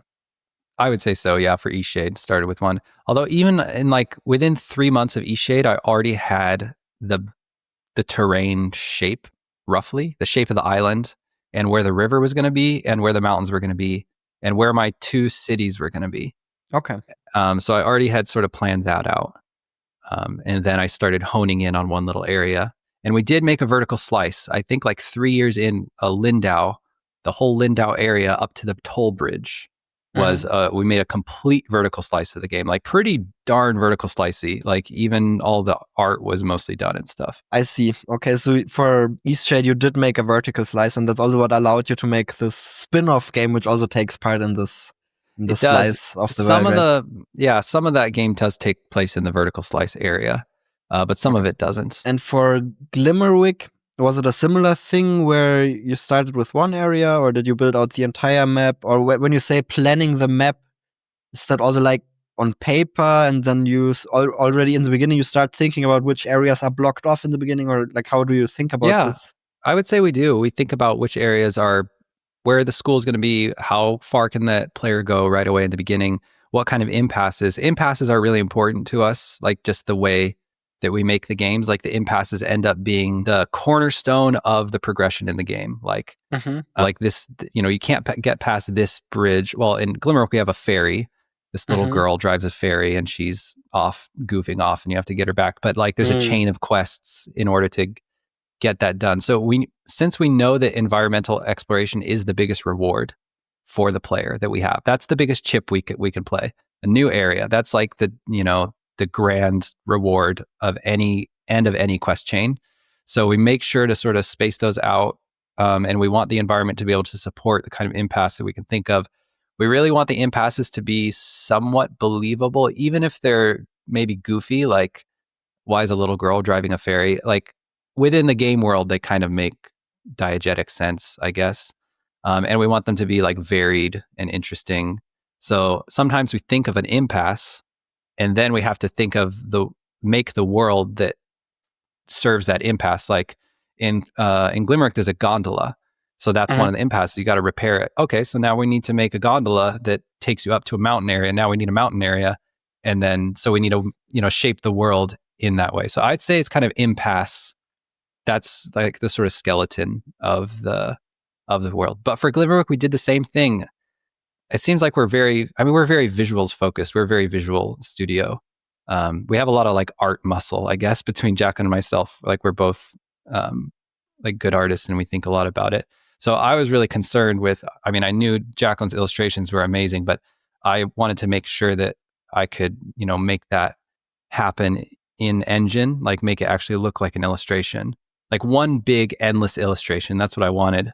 So I did do some prototypes of like individual areas. Can we talk about this impasses, I think what you called it? Mm-hmm. I would maybe describe it as lock and key systems, right? I often use lock and key as well, yeah. I have this theory and I'm curious what you think about that the way your locks and keys are contextualized and how they exactly look in your world is tremendously important.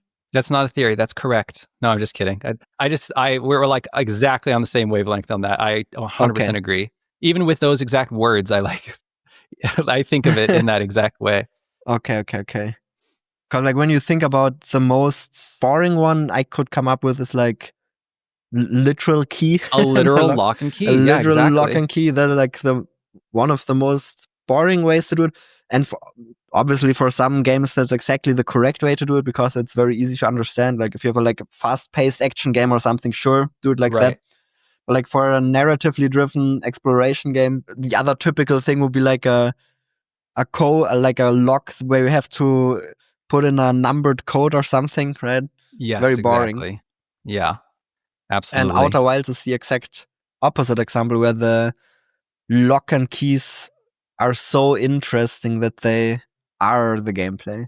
Outer Wilds, the lock and keys are almost incomprehensibly mind-blowing. Like the idea, the ideas for those locks and keys are just like, and I'm not even someone who I was too stupid to play the game. So the game wasn't my cup of tea. I maybe watch a Let's Play sometime just to farm the inspiration from it. Right. Yeah. But I immediately knew within the first 15 minutes, even though it wasn't my cup of tea, I was like, this game is a masterpiece. I can see why it's a masterpiece because the lock and keys are so insane. Like just the knowledge gates are so interesting and novel and inventive and crazy and mind-bending and they just fill you with awe, I guess. But yeah, totally. And I would like to give an example, but it's like you can't give examples without spoiling and ruining the experience in parts. Yeah. So if you have locks and keys like that, that's obviously awesome. And I guess different kinds of games require different kinds of locks and keys, right? For example, if you want to make sure that the game is approachable to everyone, then it's a bit risky to make locks and keys where you need to be gigabrain to to figure them out. Yeah, really, really smart. I still wonder what do you think makes for a good lock and key? Man, I don't know. It might be a lot of the same stuff that makes for a good quest. I'm trying to think of our best lock and keys. I think that our best lock and key in Eastshade might be the Nessa's balloon. There's this captain that has this air balloon and she needs to market it because nobody's riding it. And so you have to paint her balloon. And then at the end, once you paint it for her and put the posters around, then she gives you a ride up into the mountains. So that's like hot air balloon ride. I mean, even talk about fantasies, right? Like you can ride a hot air balloon, but it's expensive and you can't do it everywhere. But it's cool. Everyone wants to ride in a hot air balloon. So maybe just that fundamental fantasy, the lock itself, maybe is a really cool thing. It has in this case, it has a good payoff, and also the payoff already teases you before you open the lock. It's like the lock is on a glass door. You can see the air balloon behind it. It would be cool, so cool to ride in that. Maybe that's a thing. Yeah, we also have the zip lines with the trolleys that you ride them. So you see the little zip lines in the world. And I mean, who doesn't like zip lining? So sure. Yeah, and maybe vehicle locks and keys tend to be really cool. You can only get to this part if you have a jet plane or whatever. But that doesn't answer your question, which is in Eastshade you have a raft. I feel like that was also very cool, and you only can get to the island if you have a raft or a boat or something. That's right. Yeah. For example, yeah, I think those are very cool. That's what Metroidvania games are built on. These kind of lock and key systems, oftentimes. Yeah. That's true. Yeah. And then since we had it, we knew that we wanted a kayak as a key. We had to make the world such that we had good locks to use the kayak. So we designed the whole, like you sail over the north side of the island to the little like ice area. Like we had to, build all that. That was just to make use of a good door that we had thought of, or a good lock. So it really is built around the locks. I don't know though. I don't know fundamentally. It's like, feels like it's just vibes. Like if it's cool or not. Is it taste? I don't know. Yeah, I'm just I'm curious about the theory crafting behind it, because I haven't seen a lot of people talk about this stuff. Yeah, most people don't make adventure games, so I'm impressed that you've done so much thought about it, because I mean, as far as I know, like you guys I wouldn't put you guys in the adventure game category, but you still know a lot about it. I'm doing research for future games. Like this is a research interview for future games. Okay, I love it. Exciting. Oh, obviously, you want to dabble with different types of games, right? So it makes sense to learn as much as possible before you dive into those. It's honestly, it's such a insane cheat that I get to talk to all of these cool developers like you. It's like incredible that I have this opportunity. Well, I'm happy to be talking to you. I'm happy to be talking to you. You get to mine all the developers, but yeah, it's insane. And I mean, to be fair, I'm sharing the results, right, for the people who are curious. Yeah, for sure you are. Yeah, it's awesome. I feel like for the lock and key, maybe this requires some more time to think about. I'm not sure how much theory crafting we can do about this on the spot. Yeah, I don't have a great. You would think I would have had one by now. We've got 2 adventure games, but yeah, maybe it has to fit the game also a little bit. Do you have any magic-based locks in your game? Yes, we do. Maybe, yeah. We're thinking on the same light, or in the same like vein. Yeah, there's a spell that like raises like chunks of the earth, and so you play a song to raise the earth, and that is sort of we use that as a sort of door to different areas. I see. What role does magic play in Glimmerwick in general? Well, there's the sort of farming. There's a farming game loop. It's not like super front center. It's not like Stardew Valley, but it ties into the quests a lot, and you use the magic to farm. You can enchant your axe to go around and chop trees, and then you could just go leave, and the axe will do all the chopping. So it kind of takes out a lot of the tedium, which is kind of risky because some people like the tedium. So I don't know. We'll see. People might be like, actually, we've already gotten the feedback. Some people are like, the axe chops so slow. Like it takes forever. I'm just watching it chop. And we're like, why are you watching it chop? The whole point is that you can go do other stuff while it's doing that. We're like trying to remove the tedium, but people really want to see the tree fall down or whatever. So yeah, you use your magic to farm. And then, yeah, we tried to make some impasses out of the magic, like the raise earth, and then just all the quests have different use cases for the magic. Like you've got to repair the gondola using a magical. Anyhow, I don't know, spoilers. I don't know. Who cares? I don't know. It's like a potion that like ungrows the plants. It like reverses their growth.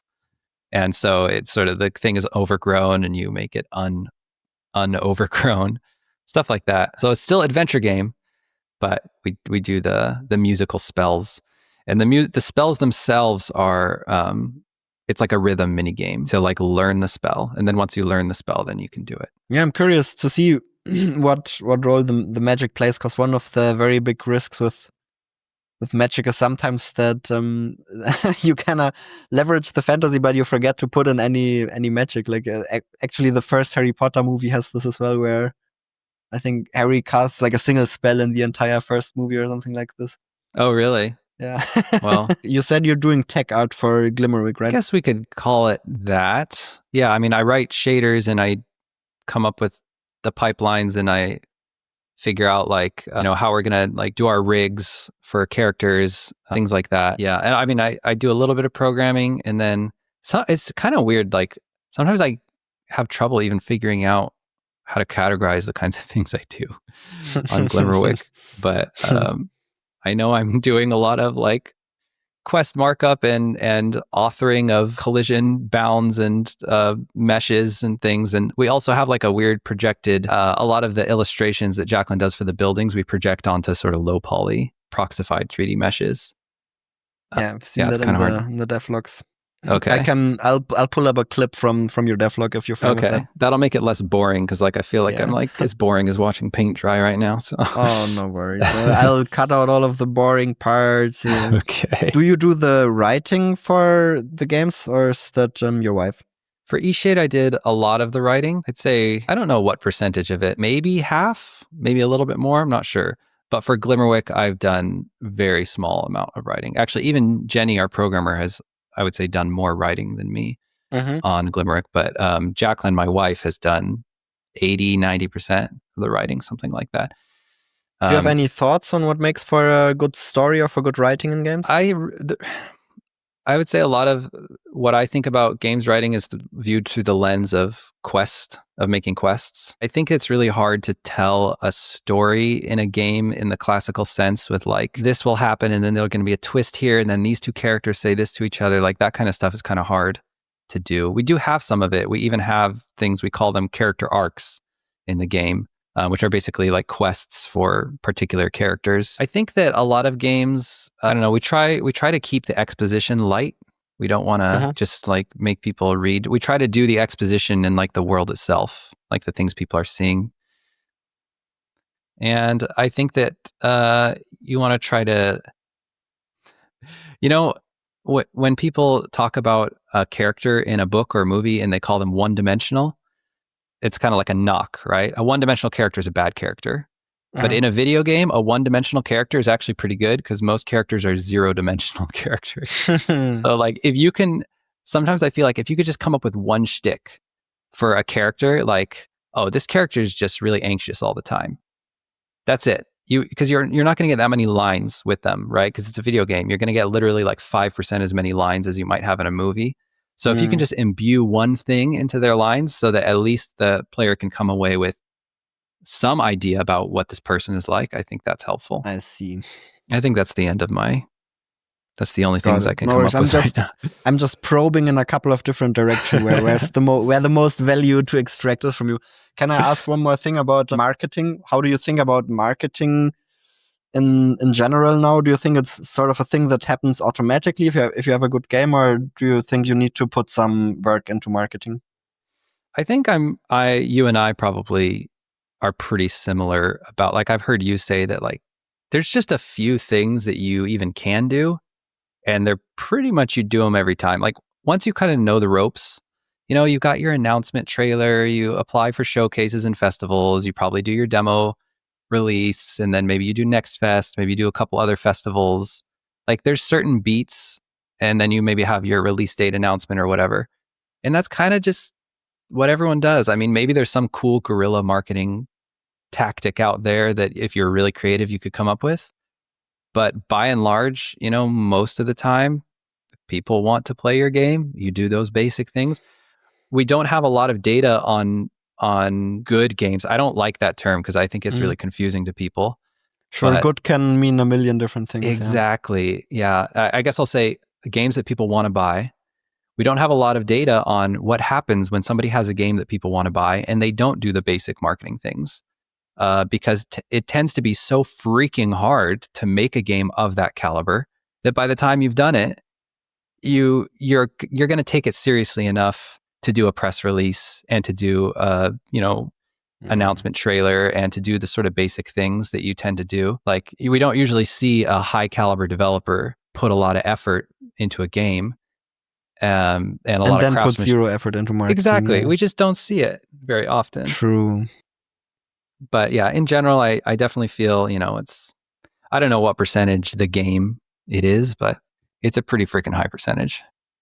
How important do you feel like word of mouth is for something like an adventure game? Do you feel like people share these kind of games with word of mouth? I have no idea. I have zero data on it. I don't know. Yeah, I don't know either. That's why I'm asking. If people are like, boy, you should really check out Songs of Glimmerwick. I think it must be. I mean, even with our beta, like Ninja released our beta application form because I don't need like 10,000 people wanting to play the game right now, right? So I just need like you said 20. We have 30 in our closed beta. So I just like posted it on, I think it was just like a Blue Sky, and I posted it a couple times in my Twitch chat, and that's it. And even now we're getting applications all the time that were like, my friend told me about this game and they say it's so cool, and I just wanted to see if I could get into the beta. So that was very encouraging. It's like some people played the demo of our game that is beta, that is like has bugs and stuff, and they were like so excited about it that they wanted to go tell their friend to please try to get into the beta program because they want to talk about the game with them, I assume, because they didn't know about our games before. They'd never heard of us before. So that's already happened. I think we have like 45 applications, and like, I think it's like 8 of them explicitly it says, because I asked, how did you hear about the game in the application? And they're saying, my friend told me about the beta and said that it's really cool. See, that's an interesting insight. So people do share these kind of things. That's all I had got on it. Like I'd never really had any other knowledge about it before, but that seems like a lot, just for 32. It does. And it also sounds like you're maybe on the correct side of this gap, right? It's not like, oh, this looks cool. It's like, I want to play this. I want to share it with friends. We're getting like 10. We're asking like 1 to 10, how would you rate this game? And we're getting like a surprise. I mean, our average is like 8.7. So it's like a lot of 9s and 10s, and everyone is saying like, it's just people are saying really crazy, like they're just really jazzed about it. It seems good. But again, is it a biased pool? I don't know. What do people like about it? What are they praising about it? A lot of the same things that people liked about Eastshade, honestly. Like people love the world, they love meeting NPCs, they love exploring, and people are also saying they really love the there's certain characters in the game that are like really funny, and people are saying they love them and they want to hear more from them. People have said that the classes are cool, that like it gives like good vibes, like it really feels like you're in a college class. We've heard a lot that our potion minigame is really addictive. You do have classes in your game? Yeah, that's right. Yeah. So yeah, how big of a role do they play? Or like, how are these classes triggered? Are they part of quest lines, or when do these classes happen? So the classes happen. You get little letters telling you when your classes are going to be. It's not like every day. There's like I think there's 3 classes per season. And there's only 4 seasons in the game. It's not like a game that you go years and years forever, like Stardew Valley. So it's just a few. The months are only 2 weeks long, I think 14 game days or whatever. And you have like 2 or 3 classes per month. Are you on a limited timer? Do you have like 4 weeks to explore the game world, or how does that work? So we did some really crazy stuff. I feel like the way we handle time is like some of the biggest innovations that we've made in the game, because the clock does move forward all the time, except when there's an event.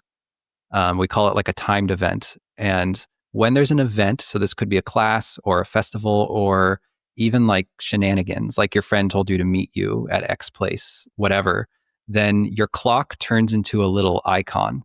We call it an event puck. And that means time is frozen. And you can do whatever you want. You can go do quests and stuff, whatever, but you got to go to that thing at some point. And the only bottleneck for how much you can do in a day is how much energy you have, or mana. So every spell you cast costs mana. And there's only so much you can do in a day. Eventually you'll run out of mana. If you wanted to min-max the game, you could try to like load up on like pretzels and like, you could try, and that's fine. If people want to do that, it's totally cool. Also, when you get to the end of the day, it turns into a little moon and stars, and that means it's nighttime, but nothing's going to happen. You can still go do whatever you want. As long as you still have mana, you can still go do, and talking to people's free. So you can go and talk to people, pick up quests, do whatever you want. So there's no time pressure in the game, but there's still the passage of time. Because passage of time is important for the sort of like vibes of school. You've got your classes and your exams and stuff.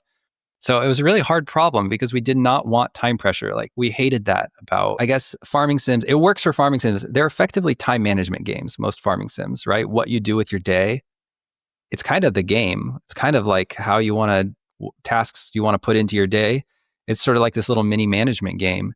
And we didn't really want that. We wanted it to be, no, smell the roses, like hang out, like vibe, do whatever you want. So we needed to remove the time pressure, but we couldn't remove the night day ebb and flow, because that was just tonally too weird. So that's what we did, if that makes sense. So that's an improvement you made from Eastshade, because in Eastshade you do have the time pressure of night comes every day. And eventually, I guess, you remove the time pressure by giving the player tools that allows you to ignore those constraints. Exactly. But although in Eastshade, there's infinite days. So sure, I didn't really think of night as a time pressure. I thought of night as an impasse, actually. I wanted to turn night into an impasse so that we could give you a key to master the impasse. So that's kind of why I did that. But some people hate it. It was a very satisfying one, actually. You're right. Oh, good. Okay, yeah. I'm glad. Yeah, people complain about it, though, so I don't know. Yeah, I think you can see it as an annoyance if you fail to see it as an impasse. Then you're like, what the hell is this? One of the most annoying things are when you get feedback that is like clearly just baggage taken from another game. Yeah. It's like they had an idea about what it was and they want it to be that way. But like, that's not my problem. I don't know. It's like, I mean, it's fine. You can have an opinion. Yeah. There's nothing wrong with that. But when people say it in a qualitative way, like, oops, they made a design mistake. They made it so you die at night, which was really stupid. It's like, I don't know, that bothers me. Like if I was giving that feedback, even if I hated the mechanic, I would say, I don't really like it I personally don't really like it how you die at night for X and Y reasons, but whatever. So wait, how did we get here? The passage of time seems to be a very important concept for role-playing and exploration games. It's like, I hate coming back to this all of the time. It's just like, the parallels become more and more undeniable as we go. Like, so in Outer Wilds, the concept of time obviously also plays a very big role, right? Is it that maybe the passage of time is what makes the world feel alive? Is it like, otherwise it's like a frozen image in time, or what do you think? What is it about it? I think you're right. I think that's it. Because most RPGs have the design pillar of they want to be a place, fantasy world, a living, breathing place. Living and breathing, it has to beat to a clock. Otherwise, they're just automatons in an amusement park, right? They're just like animatronics, and they don't really have any life. So if you want NPC schedules, which most people feel like that makes the world feel more alive, then you have to have some kind of passage of time. But it has so many downstream consequences. It really does. Like you said, it's a big problem. It is a huge problem. Like you have to design everything around it. Like even like narrative and tone problems. Like if someone says, "Oh my gosh, my daughter is trapped in whatever. Can you please help me?"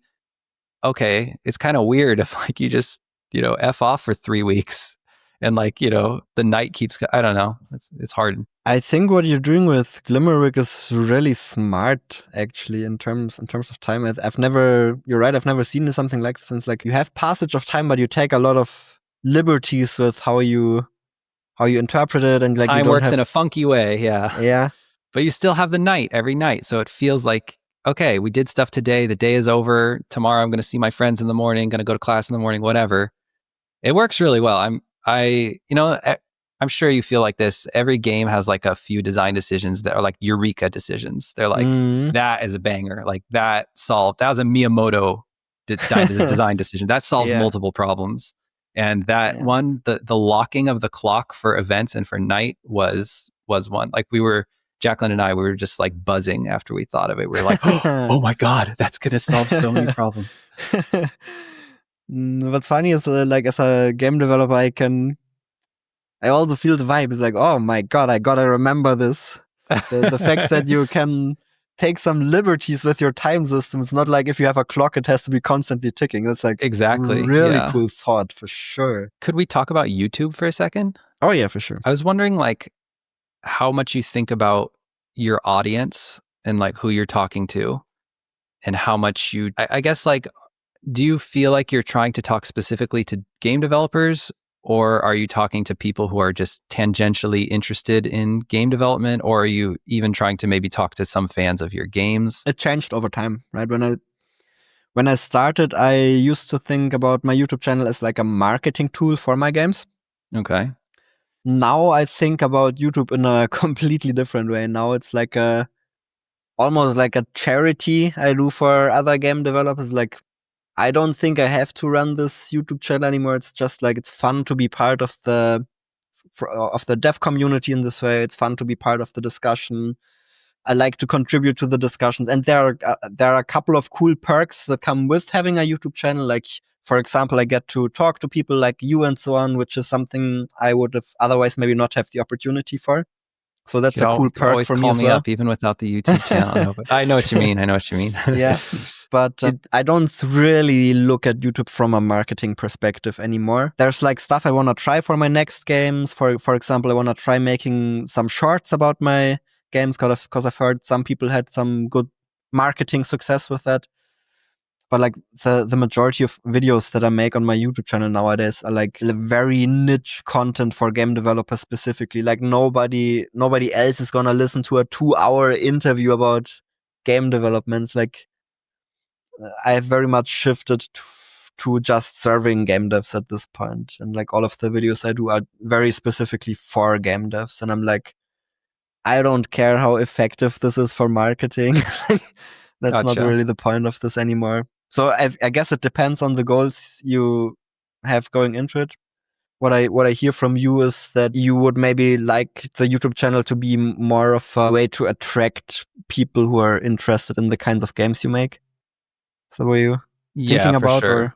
Or that is what I was thinking about. I think a lot of people imagine that having a YouTube channel this like the size of yours would, have a big impact on your game sales. I mean, I happen to know, and anyone within 100 miles of this field will know that it doesn't end up being that big. But do you attribute any, do you think that there are any gamers that find you through your YouTube work that end up buying your games? Is it like almost vanishingly small? Is it like 2% or? I mean, to be fair, game developers also play a lot of games. I think definitely it's a bit of a myth that you should not market to game developers. I'm like, why not? I agree.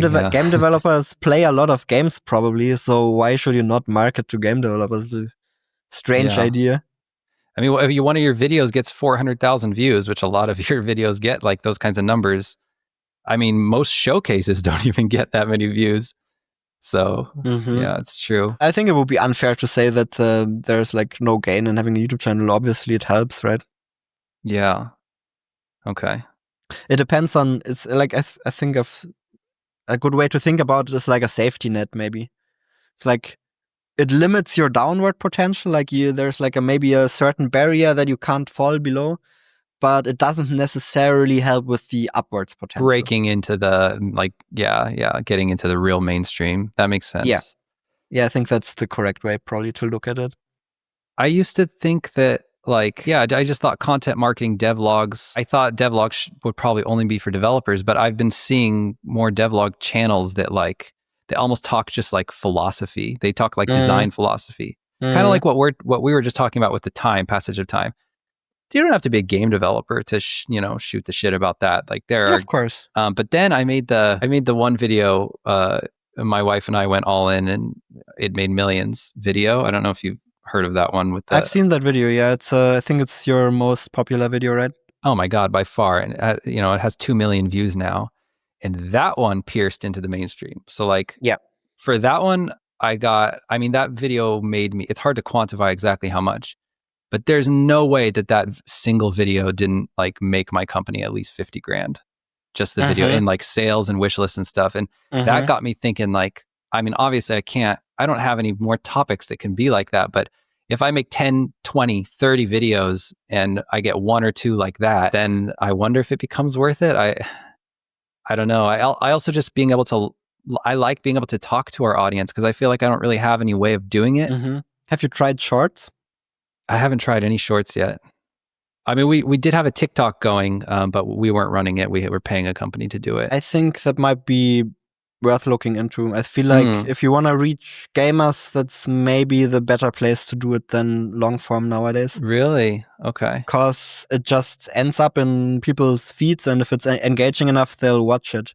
And for long form, you're a bit more reliant on either them searching for it or for their interests more exactly aligned for the algorithm to recommend it. Whereas for shorts, I feel like it's a bit more wild card, right? More random people can see your short than than your Dang long it, I'm form. so bad at that format. I'm so bad at that. I don't know. I don't have the eye for it. I have a random question. Sorry if I'm like a bit jumpy with the topics here, but I don't mind. Yeah. For Glimmerwick, you're obviously, if you have like such a large painting mat, how are you handling all of those textures? Because I would assume you have lots and lots of high resolution textures to make like such a large world-sized painting, right? Yeah. Well, we use lots of. So the goal is to make it look like one big painting, but it's not one big painting. Is we use a lot of tiling textures for the ground and for the like really big things that are too big that the textile density just needs to hold up. The interiors, when you go inside a room, those are most of them are one giant texture. Some of them are so big that we couldn't even do that. Like the library, the inside of the library, the resolution that we would need to make the pixels hold up when you zoom in was like beyond 8192, which is like the maximum amount that you could stuff into the GPU. So for that, I mean, we could use multiple textures, but for that one, we mix a lot of tiling textures. And then Jacqueline just draws certain bits like desks and like props and points of interest in windows and things like that. And then I'll just project them. I put them all into a big atlas and then I cut them up and make little projections and cards and assemble it basically, which is extremely tedious and actually very technical. More technical than a lot of the stuff I did on Eastshade, actually. It's really weird stuff we're doing on the interiors.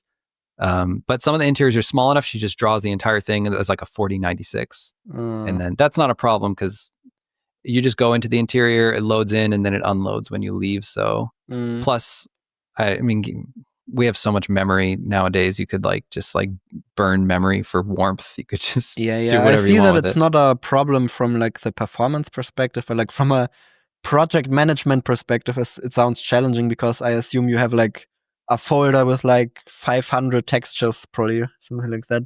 Oh yeah, Jacqueline has. I mean, our build has over 2,000 individual textures.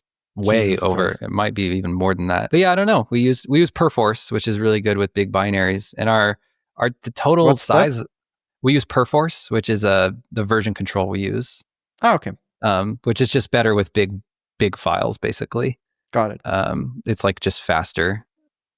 And I mean, how big is our game? It's not that big. Like the project is only like 10, is it? Let me see. Let me see how big it is. Oh, it's 40. Whoa. It's 50. Okay, 50. I lied. It's 52 gigs. That's our project. But the build on Steam is only 2 gigs. I don't know how it happens. Compression, I guess. I mean, compression, sure. So do you have just good naming conventions for all of these textures, or do you sort them into folder structures? How do you handle like the assets? Yeah, they're all, I mean, everything goes where it goes. So we don't have a lot of like, Jacqueline, I need to know where this one, like, actually the names don't matter at all. Cause like, we're like, okay, we're making the library now. Jacqueline draws the library. She draws the concept for me and draws a bunch of the high detail parts on some massive texture. She checks it in. That's not even a texture. That's just for me to splice up and make into an atlas. And then she just gives me a Trello card that says, library is ready for projection. This is the path. And then I just project it, and then I put it in the interior, and I never even know about it. If I need to go back to it, I'll literally just open the interior in Unity, click on it, and trace that path. We don't even really believe in names. Okay, I see. Yeah, so that's because kind of how it you're goes. working on the same things a lot of the time, and because you can just pass the directory in a Trello card or something, I see. Yeah, we don't end up needing to, I don't know. We know where everything goes. Like the world is a grand garden. So like you'd be like, the city fountain, East City fountain, yellow city fountain. Yeah, I know which one that is. I'll go right to it. Right. So like having 2,000 textures in your game is not as big of a problem as it sounds. No, it's nothing. No. I don't even, it's not an issue whatsoever. Unless Jacqueline named it something so weird, and then we start working on it a year later, and then she can't remember what she named it. That's happened before. Yeah, okay. That happens, I assume. Yeah. But it's rare. Let's say I want to make an adventure game now, and I obviously also I want it to be a good game. I want it to sell well. Maybe I have an idea for a theme. what would you recommend I do as like the first steps? Oh man, you're totally working on an adventure game. You Someday I'm not working on an adventure game right now. Currently, I'm working on a co-op multiplayer game with Paul. But the adventure game, I think it's starting to brew in my head. Yeah. Okay. Gosh, I don't know. I feel like if I say something, I'll sound like I'm trying to know what I'm talking about, and that I have the right path. You know. Okay, so you have given the disclaimer. Now I'll give your advice. I really think adventure games are they're a sloppy genre design wise. Like I often say that our games, the design for Eastshade and for Glimmerwick, it's not clean. It's not a clean design, and it doesn't have to be. It's like a throw shit at the wall design, like because it doesn't have to be super balanced. It doesn't have to be ludically perfect. It doesn't have to be orthogonally like this is for this, and you would do this if you're going to do X and Y, and the reason why that works is because of the game theory here. Like, it doesn't have to have any of that stuff. I think it depends on if your adventure game is going to have a unique game verb in it, because some of them do. Like Eastshade had painting. You might have something weird like making cupcakes or something. I don't know. Then you could potentially just prototype that verb. For us, like we already know we can make an adventure game. That's actually the one thing I know. I know we can make a banger of an adventure game. I know we can make great quests and great stories and a great world and map that people are going to really enjoy exploring and going into every corner. So that one, when we have a lock. So, and I think we'll always make it adventure games. I think every game we ever make until we're dead is going to be an adventure game. That's awesome. The verb will change, but the adventure backbone, we just love it too much, I think. So I guess if you don't have that, because I can only speak from my perspective, like if you've never made an adventure game, how do you prototype an adventure game? Because that's exactly the question, yeah. They're so content oriented. It's like you said that basically adventure games are locks and keys, and the lock and key is so important, right? How you dress up that lock and key in terms of like what is your door, what is your key, is kind of what makes it interesting. You can't prototype. To make a true prototype, you would just make it a door and a key, right? Unless you're prototyping the door. I don't know, man. Yeah, there's so many problems with that. And then also, how do you test if it's cool? And then you have the similar problem to puzzle games, that you probably burn through playtesters really quickly, because if somebody has tested a lock and a key once, I'm not sure they can, like the second time they play, it's not going to really give you a good intel on how it works anymore. Well, if your lock and key is puzzle based, but I would say that your lock and key doesn't really have to be. Yeah, sure. But is it like if you play a quest, for the second time, is it really the same as playing it for the first time? No, it's not the same. You're right. That's true. That is very true. Yeah, you burn through playtesters like that. Yeah, like I don't feel like Eastshade has a lot of replay value. And no. Glimmerwick has a little bit more because it has a lot more systems in it. Okay. But it's still very much an adventure game. But I'm trying to think. For quests, I feel like we know if the quest is good before we even start implementing it. We're just like a lot about feeling and taste, maybe. Yeah, exactly. If we're like we talk about a quest, and we're just like, if we're super excited about like, oh yeah, that would be so cool if you come around the corner in there. Like Eastshade, my favorite quest is the Midnight Drummers. The concept of the quest is that you hear these drums in the night, and you're trying to find them, and you're just getting closer and closer to them. That setup is so cool. And it's so like, it gives me like goosebumps, and it's so mysterious and interesting that I already knew. I got goosebumps when I thought of it for the first time. Like I literally, the hairs were standing on my arm. Maybe that just happens to me. And I'm not saying, oh my God, I'm such a genius. I'm just literally saying that was what my body did when that idea popped into my brain. So I knew that some of that players were going to feel. So that's for quest design. I have not answered your question. This is literally the worst answer in the world. I don't even know what the question was anymore. Your question was, how do you prototype an adventure game? Yeah, or what advice will you have in general? Where should I get started, right? For example, should I get started with like art? Should I start with story? Should I start with setting, with world building? There are so many things to work on. I'm just wondering. I think Where would you start? I think the world map and art is a decent starting point. But I don't even know what to do in the map yet. Maybe let's make it a little more concrete example. Let's design an adventure game real quick. Let's maybe say we want to make an I want to make an adventure about becoming really good at a fantasy board game. It's like everybody in this world is crazy about this board game, and I'm like a young hustler who wants to compete in like this world's biggest championship for this board game. Okay, so is the board game going to be like a mini game within the adventure game? Yeah, probably. Right. Okay. If it plays such a big role, then probably you can also play the board game and like I would start. This is stupid advice because I'm just speaking from since I already know how to make an adventure game. Like I would start with the board game, with the mini game, just because if that's going to be what it's all about, then I would just want to start with that. Fair enough. Yeah, fair. That needs to be good. Sure. So that would be like the verb kind of. I imagine all the quests in this adventure game would be like, you got to beat, dice throwing Bob. He's been playing this game for 10 years and he's down the road, whatever. And then, you might have other interesting quests that maybe don't involve the board game necessarily. Maybe there's like, I don't know. Maybe also about gathering materials. Maybe you can like, maybe it's a card game and you have to collect rare cards or something. Have like a lock and key system like that a bit. Yeah. Okay.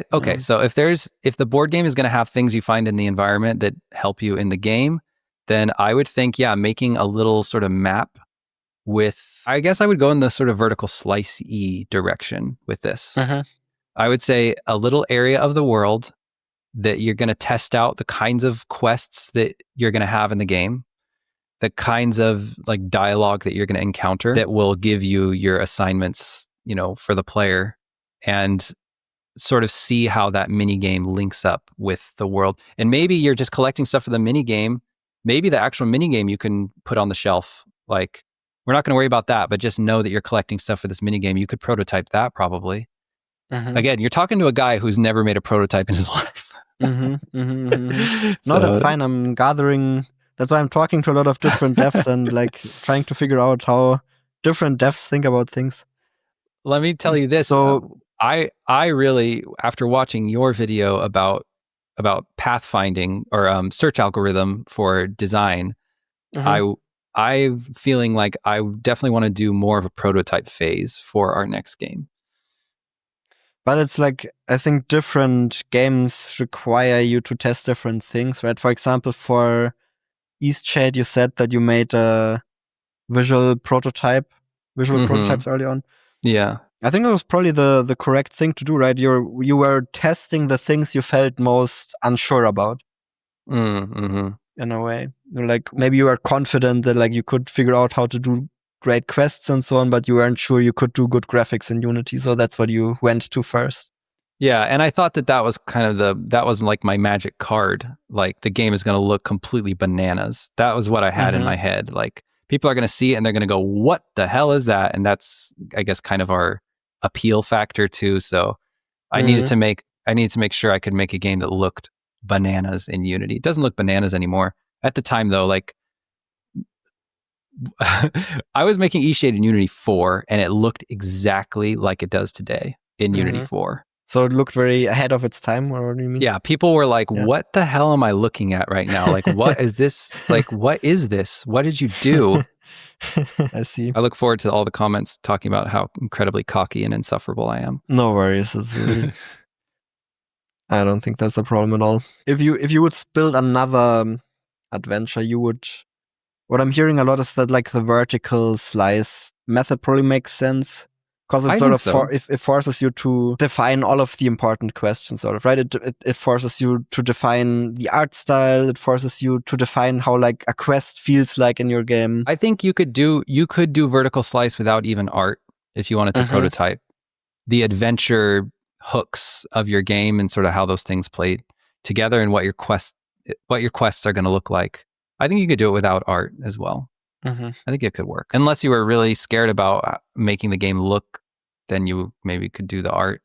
Yeah, I know you've said in the past, never work on the art and you don't prototype the art and the mechanics at the same time, because that's just called making the game. Yes, true. Which I agree with. You're not really prototyping at that point. Yeah, true. So slightly different spin on the question. What are you going to do for your next game? Are you already cooking something? Yeah, I've got an idea. I don't know if we're going to do it, because I think it's like way riskier than any game we've ever, than Glimmerwick or Eastshade. It's weirder. I'm really interested in, well, I've been on the never-ending quest to find like the mechanic to replace combat that I can make amazing adventure games around, that has enough sort of meat there to like tie into other things, but that doesn't steal the show and doesn't make us have to do weird narrative concessions like everyone in the world is trying to kill you. I just want to find something that has enough room. I feel like painting isn't it. I feel like it's too simple, I guess. And people have suggested things like, oh, you can make different styles of painting that you like pick up along the way, and like different colors. You could complicate it. You could like sort of splay it out into a more meaty sort of mid-level loop. But I could just never think of a way, like what you're like picking up different styles, and then how do you do that? Like, what are we using, like a little like filter to make the style? I don't know. It never spoke to me. But I've been really interested in merchant games, which is an incredibly narrow niche. There's not very many of them. I wouldn't say they sell bad, but I wouldn't say they sell good either.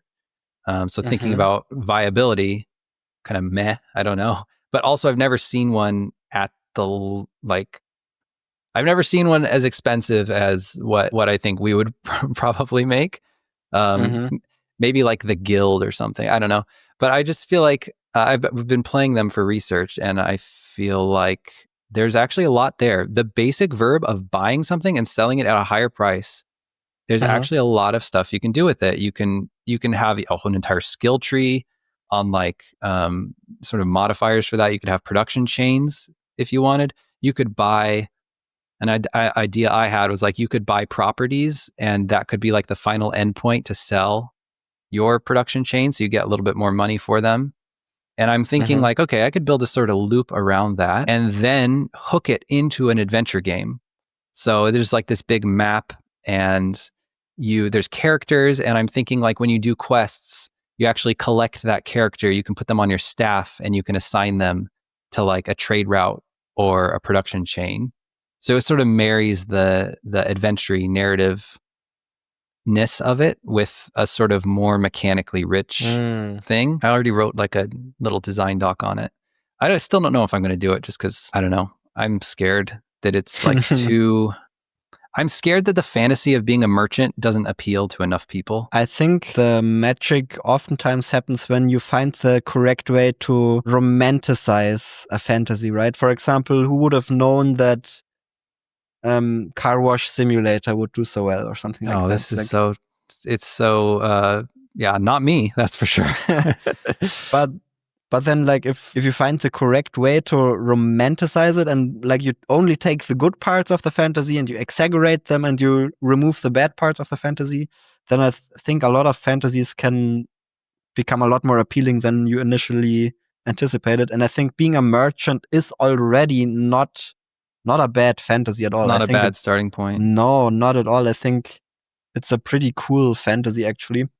So I'm wondering if you like, for example, what I really like is when the people in the world are very passionate about a specific topic, right? For example, in Eastshade, people are very passionate about paintings. What a coincidence! I'm a painter. That's such a that makes it way better if everybody was just like, oh yeah, I don't really like paintings, whatever. It's like fantastic. Now it feels just like real life painting. Just a dumb artist. What do we need you for?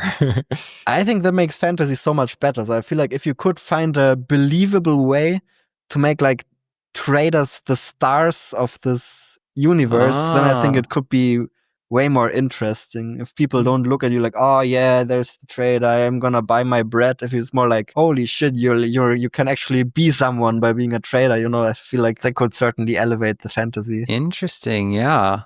It's an interesting thought. And also I think there's a lot of skill expression and things you can do with trading, right? For example, you can over the time you can pick up some knowledge about how much certain items are worth, and then you can trade more efficiently. So I think there's also some skill expression you can do with that.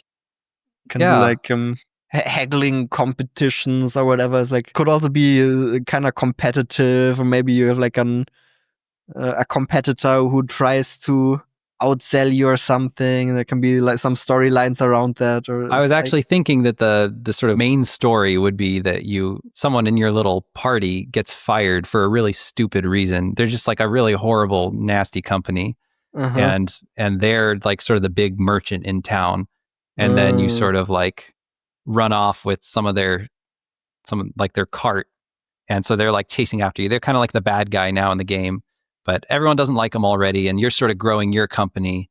And then they're like I guess there won't really be bosses, but yeah, you end up being like kind of the hero in a sense that you just like displace this big bad company who treats their employees really badly. I think that sounds fun. I think like it plays a similar, as you said, it plays a similar role as combat, right? You're trying to defeat the bad guy, but you're not killing them or whatever. You're just like beating them down, and then honestly, being someone like being defeated in a different way is almost more satisfying than just killing them. Because you can still have their reaction when they're dead. They can't really react anymore.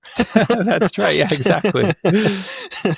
Yeah, I was thinking like to sort of think about like, I guess the magic of startup culture.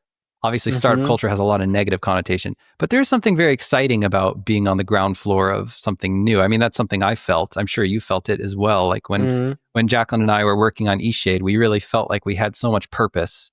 And even though we were working a lot, I don't know, we were just really excited about what we were doing. And I wanted to kind of create like a little cast of unlikely characters that come together that create like this little startup company, and to sort of, make that into a sort of narrative pillar, I guess. You created some very special experience for a lot of people. And I hope you make more of them. We will, man. It's all, well, unless Glimmerwick, I mean, we spent $2 million on Glimmerwick, so we could be. I mean, if it completely, it's not very likely that it completely tanks if it's sitting at like 100K wishlist or something. Or what's it around the number? 115, yeah. And we haven't done Next Fest yet. And I think our demo is better than our, some games some games are showers and some games are players. And even though I don't think Glimmerwick looks bad, I still almost think it's a player. Like, I think people come away more excited. Well, according to our little questionnaire, I asked people what was their excitement level about Glimmerwick coming in, and then I asked them what is your excitement level now? And so many people are upgraded their answer to day one purchase. That's like the top level day one purchase. Yeah. Like some people like likely purchase to day one purchase, or like want to see reviews to day one purchase, that sort of stuff. And I think once people play it, they're gonna be hooked, I hope.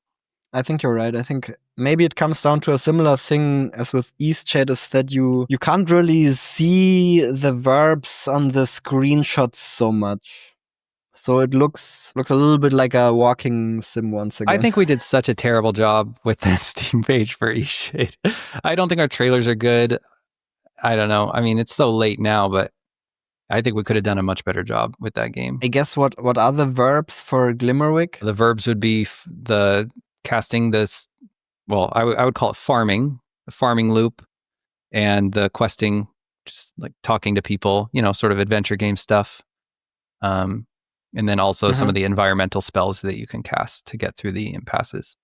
There's also some mini games like potion brewing and stuff. Yeah, because one thing I wanted to suggest is maybe to deliberately pick some screenshots that show some of the verbs that actually do a good job at representing the game, because the first four screenshots I see, the first one is walking. The second one is like a zoomed out screenshot of this cathedral where I think you're talking to someone. So this one, it's very hard to see any verb at all because it's so zoomed out.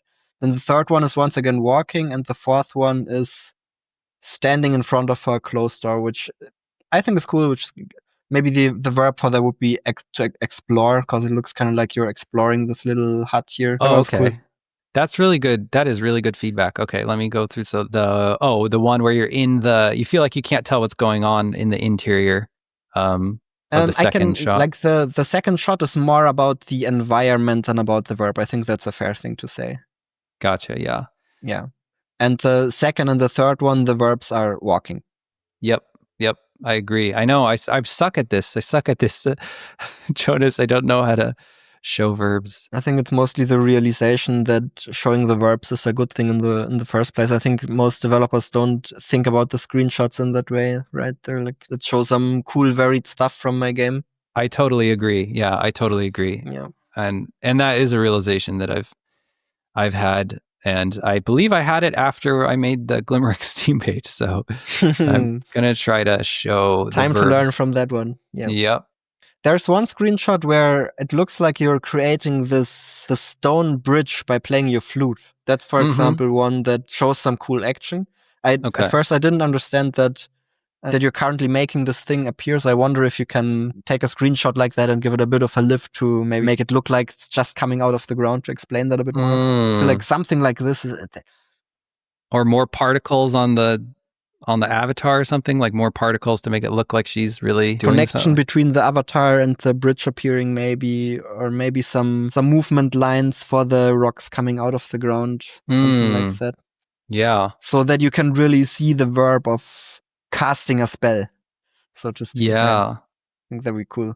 But obviously you want to pick verbs probably that match your gameplay. So if your game has a lot of walking, then show the walking. If your game has a lot of talking, then show the talking. Always good to be transparent about what the game's about. Gotcha. I see. Yeah, we have most of our verbs on the sort of back end of the screenshots, but I just always felt, I don't know, I feel like sometimes our verbs don't look as good as walking through a pretty place, but maybe it doesn't matter. Maybe you just I think that's the mistake I made with Eastshade. I think that I was too scared to show, because the kinds of things you did in Eastshade, I knew there were verbs. Like you drive a kayak, you drive a bicycle. That's weird. What game you drive a bicycle? And you do all these things, but I was just scared that they just didn't look as like immediately beautiful as some of our just like environment shots. And I was worried that I was selling the game short, but I actually think I was selling the game short by going way too environment heavy. I mean, the biggest win is if you can do both at the same time. If you can have like a pretty screenshot that also shows a verb, that's like the double win, right? And there's I physically can't put up a screenshot that isn't like at least a little beautiful. I'm always going to doctor it up a little bit, like, but it's hard to make some of these look as good. Sure, yeah. I'm going to rearrange that. I've got to do a big pass on the Glimmerwick Steam page. We haven't really entered our final like marketing campaign. We're just sort of chilling and really not doing anything. Which phase are you in right now? We're in the do nothing phase. I mean, until we do our like release window announcement which will come with a new trailer probably, and then hopefully maybe we can get a showcase or something, and then eventually we'll go to our demo. You're still working on the game, right? So it's not done yet, or how much % have you completed? It's got to be over 80. Okay. Yeah. In the final stretch. Yeah, I mean, Jacqueline played the game like a month ago, and it took her like 25 hours. And she knows where everything is. Like people do not like. We could beat Eastshade in 6 hours, because we know how to do everything. She doesn't flounder at all. So I think it would take a new player at least 35 hours, like at least to finish it. So it's just hand authored content the entire time, just quests nonstop. Wow. So that's how stupid we are. Hopefully there's not going to be anybody who's like too short. You know what? There will, because the comparison people will make a Stardew and they'll be like, I thought I wanted to go into year 2 or something, which is fine. It's valid, but hopefully they'll still like the game anyway. How, like another random question, I don't know how I got to this one. How do you think about creating a satisfying finale and ending for your game in a non-combat game? Like how do you make a satisfying ending for a game like this? Oh my God. I am so bad at endings, and I don't care about them either, which makes it even worse. Because so often I'll watch a movie and people will be like, that movie sucked. The ending was, and I'm like, who cares? Like, I'm not someone who to some people, the ending is all that matters. It's like that is the final cap. That's what it's building to. I'm not that person. Yet somehow we came up with a really good ending for Eastshade.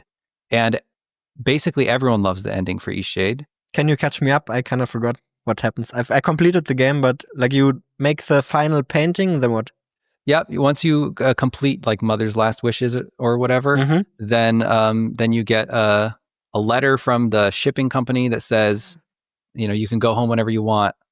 You can have a free ride on the ship, and you drive away, and it's just purely cinematic. This is not like a cool mechanical ending or a cool narrative ending. You're just leaving, and you still have control of the camera, but the boat is just going away. And it's really Phoenix is our composer. The track that plays is so like just ethereal next level that I think like that track combined with the ship going away from this big island you spent just like 15 hours exploring on, it makes people really emotional. And I have heard so many people have told me that they cried on the ship leaving Eastshade. And it's so weird because the first time, it's just so surreal. The first time like I was animating that ship, right? And I already knew what track we were going to use. So I had like the first pass set up. The first time that I got on that ship and my little character controller was sitting on it and it was driving away from the island and I was looking around and that track was playing, I cried. Like real tears. And I was like, I don't know. It was, year 5 of development. I was like, I don't know if this is just because I'm very emotional about like finally complete, like getting close to the finish of the game. And this track is just making me feel stuff, or if there's actually something here. But it's so weird that those tears translated to other people somehow, like the energy of I don't know. It's the weirdest thing in the world. I would not have expected that people would cry just from driving away from the island on a ship, but tons of people did. Like literally hundreds of people have told me that they cried at the end of the game. And then you get to your little artist studio and you get all these letters from people on Eastshade, and it's sort of modular. Like the people who you helped or the quests that you did, you'll get a little letter from. And you'll see all your paintings that you made on the wall and you feel like, oh, that was a beautiful journey that I took. I wonder how I forgot about that, because I got to that ending and I think I vaguely remember the ending being quite impactful. Maybe that's why I asked, but for some reason I just wasn't remembering what specifically the ending was. Yeah, but yeah, you thanks for catching me up there again. It feels it feels strangely relatable and sentimental. It's almost like, once again, it's almost like similar to Outer Wilds, where in Outer Wilds also the ending kind of reminds you that all good things come to an end. And I feel like the ending of Eastshade was maybe a bit like that as well, where it's like it's not, you're not sad that you're leaving this 15 hours of content, even though it's great. It's more like it's a reminder that everything will be left behind eventually. It's sort of there's like a deeper emotion behind it, I feel like, almost. Yeah, it feels like the end of the Lord of the Rings. Like, it's an honor to be by your side here at the end of all things. And also I think there's such a beauty in low stakes banalities, because you weren't on the island to like save the island. You weren't on the island to do like anything crazy. You didn't blow up any buildings. You didn't leave any crazy marks on the island. It was more like tiny interactions you had with the characters. Mm-hmm. And that's it. And now you're leaving. Yeah, it's just like a trip. You're flying away out of Munich, apparently a very ugly city according to Germans. I've learned in this podcast. I feel like depends on who you ask, right? Okay. I think a lot of people really like Munich. I was in Munich for like half a year, and maybe the area I was in, I didn't like it. No. Oh, okay. No. For Glimmerwick, have you figured out the ending already? Yes, we have the ending. Should I say it? I mean, you spoiled everything else. I won't say it. Don't spoil it. Don't spoil it. Just let me know. Is it like I'm like more like wondering, how do you, if you have like 20 hours of content, how do you make a finale that sort of, how and oftentimes you want these tension curves that kind of rise in tension and then you have like a climax at the end. Is that how the ending is? Do you have like a climax, or is it more like, that's it? So Glimmerwick does have like a story, more of a main story than Eastshade. Mm-hmm. And there is a sort of like narrative climax, but it's kind of similar in that like we kind of looked at the Baldur's Gate 3 ending. Now, obviously there's a bunch of endings or whatever. But fundamentally, you have this like reunion party. Sorry for people who have not played Baldur's Gate 3. I won't talk about the narrative ending. Plus, there's a bunch of them, so anything could happen. You don't know. But there's a reunion party at the end, and it's sort of modular. Like, who is there is based on who you picked up, and what their conversation looks like is based on the sort of outcome of their arc. So you get some finality for all the people, and the ending feels a little bit specific to your playthrough. Now, Glimmerwick is not like a choices matter game. It's not like we did like tons of branches the way the Baldur's Gate 3 is, but we still sort of kind of use that as a model where like there's a sort of a reunion and you sort of get to hear about all your friends and students and what they sort of went off to do. And hopefully that'll make people feel like they really spent time, like almost like they spent a year away, they were what's that called when a student goes somewhere else for a year? I don't know the English word for that, no clue. But so you're kind of trying to, it's like you're just done playing, but you're already trying to invoke the nostalgia muscles, basically. Yeah. Right? Maybe that's also maybe a little bit was what Eastshade does, is like when you're at home and you get all of these letters, it's like feels like it's been half a year or something, and you're looking back at what happened. Yeah, that's exactly what we're trying to do. We're trying to make people feel nostalgia for the adventure that they just had, I guess. So that's our shtick. You can do that. Just see if. I don't know if it'll be it's a good. It's not the worst strategy. If you have anything else, feel free to ask. Otherwise, I think I'm very satisfied. Do you find you said it's one more question about YouTube? You said that YouTube feels like almost like like more of a charity thing to you. The way I run it, yeah. The way you run it, right? Do you feel like it is a distraction from game dev, or do you feel like it's more of an inspiration for your game dev? Because like your videos are extraordinarily polished, I would say, and I have to imagine. I mean, there's no way, like some of your videos, there's no way you make them in a workday unless you're like just godlike at like in terms of speed. So if you look at the last videos I made, because as mentioned, I switched gears a bit also recently. All of the videos I made recently, they're all made very, very, very quickly. Okay. Like there are 2 videos recently that also did really well that are more like presentation style videos. One is the what sells on Steam, you don't need a hook video, and the other one is, if you scroll down a bit further, best code architectures for indie games. Both of them I've made in around a day. Wow, that's really impressive. And then the podcasts are also made in less than a day. So okay. I think one important realization I had when it comes to YouTube recently is that the time you invest into a video is not at all correlated to the amount of views you will get. I know. What about the Thronefall devlogs? Would you mind exposing like how long those took? Yeah, those I think they're obviously a bit more higher effort. So a lot of them I feel like took probably a week to edit, and then recording was like spread over a long time frame, of course, usually. Okay. But like taking a week off to edit a YouTube video and doing that multiple times for a game, I'm not sure if I want to do that again, or if I'm just going to be more sloppy about my devlogs next time. Because I feel like if I make like 10 videos over the course of the game's development and I take 10 weeks off of game development for that, is not sure I want to do that anymore. It's honestly. Expensive. Yeah. And as far as do you feel like it, so that would probably, you would call that a distraction to have to do devlogs like that? Yeah, yes and no. You get some wish lists, of course, from it, which is helpful. Can't deny that. You get some feedback from people who see the game in the comments. You get some, also people are anonymous on the internet, so you get some very honest feedback, which is also helpful. So I think that there's not really, I wouldn't consider not doing devlogs. They're too useful to not do them. Okay. But I would think about ways to streamline the process, as I've done with other videos recently, where it's like the podcasts are mostly edited automatically. The videos where I talk about game design theory stuff, they're just PowerPoint presentations now, because it's like I just make the slides in a day and then I present it in one shot, and I don't do any editing at all, almost. Oh, really? So it's like, so you just like read it like an essay?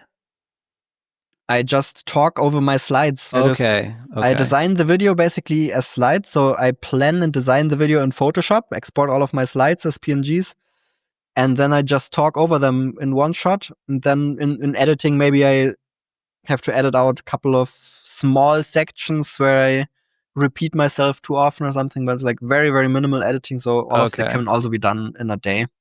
Interesting. That's a really good technique. I hadn't really even thought about that, doing it like that. And yeah, I think it's YouTube. If you want to do YouTube well, it's a lot about working smarter, not harder. That's what I'm noticing recently.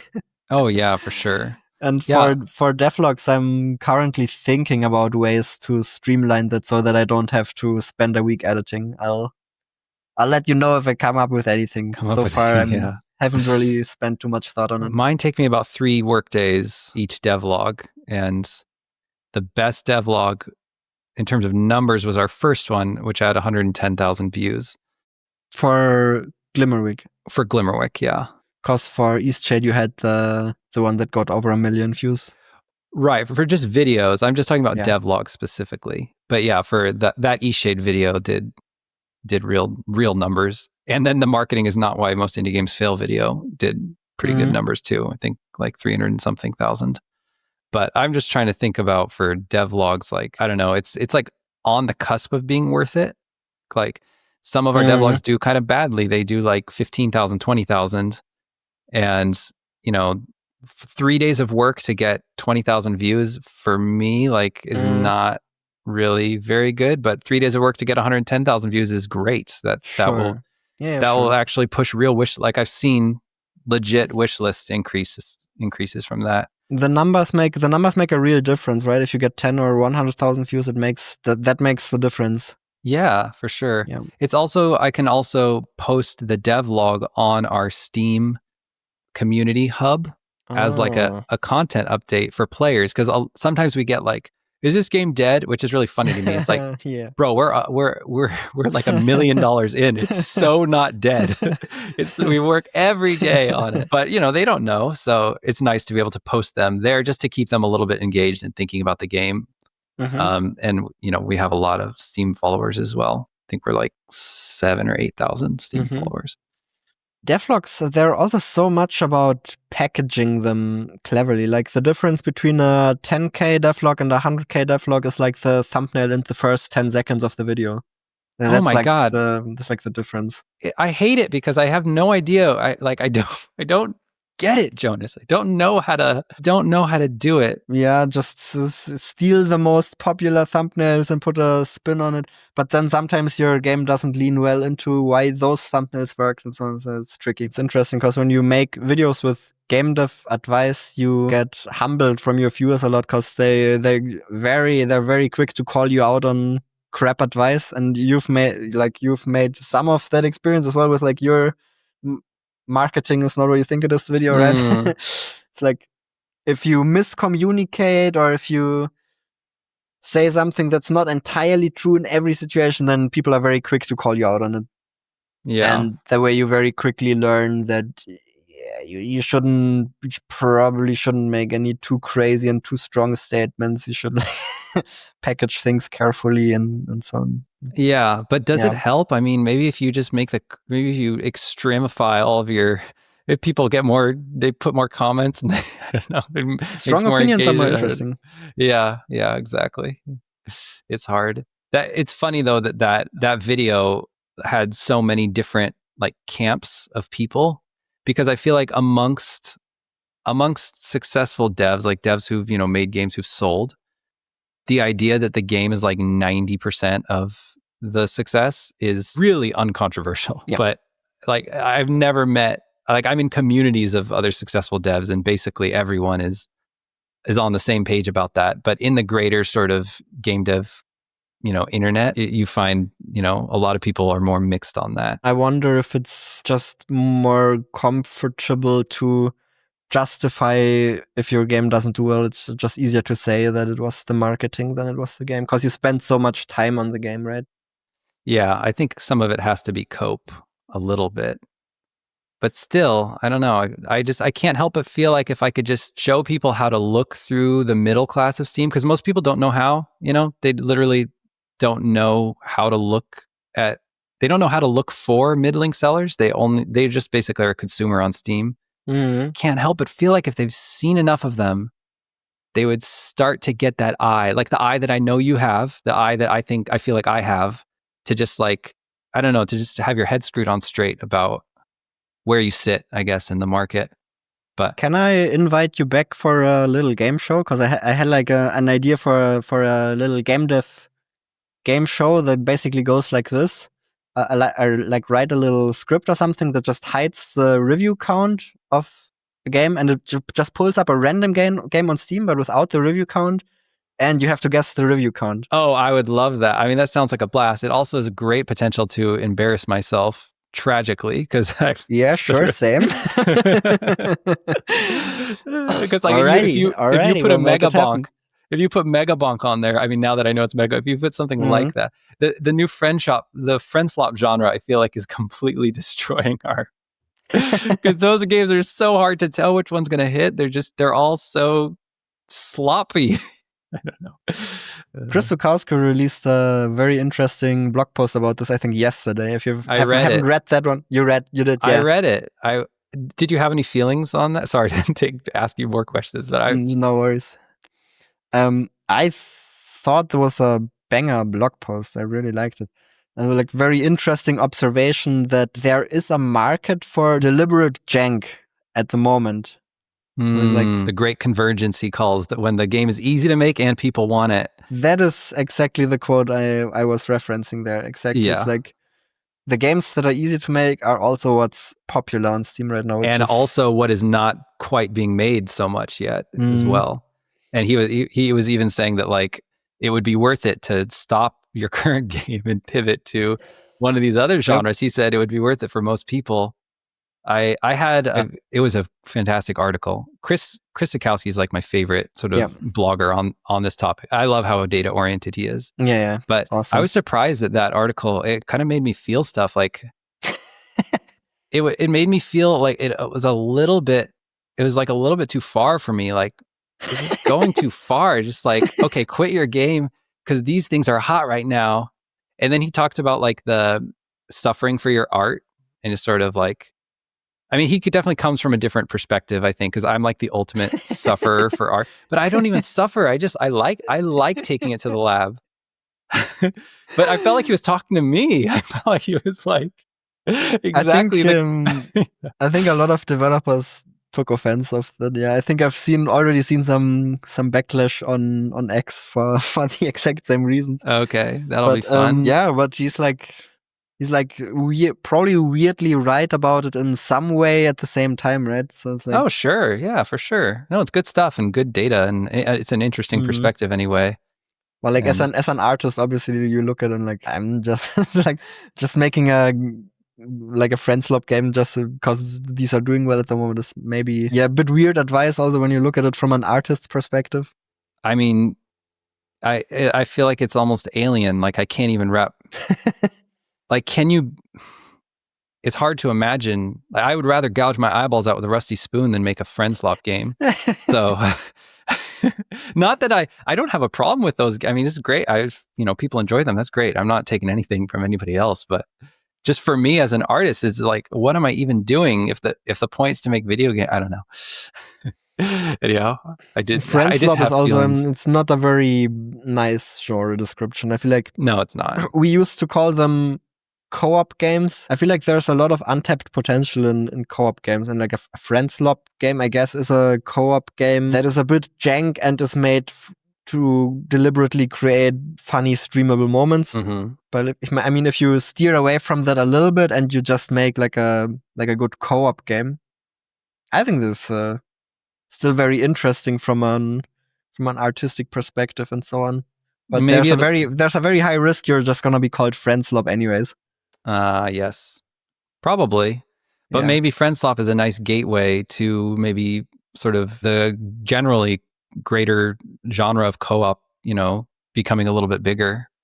Maybe if people get more into it. So yeah, interesting developments. I'm curious to see where the where the space will go in the next couple of years. Also, like with the emergence of more and more AI tools and so on. Like very, very curious how that will play out. We'll see. Yes, we'll see. Very curious. I better not say anything about AI, otherwise we're already at 3 hours. So yeah, let's not get into. Thanks so much for your time. Really appreciate it. Thank you so much, Jonas. Really appreciate it as well, and hopefully I'll chat with you again sometime.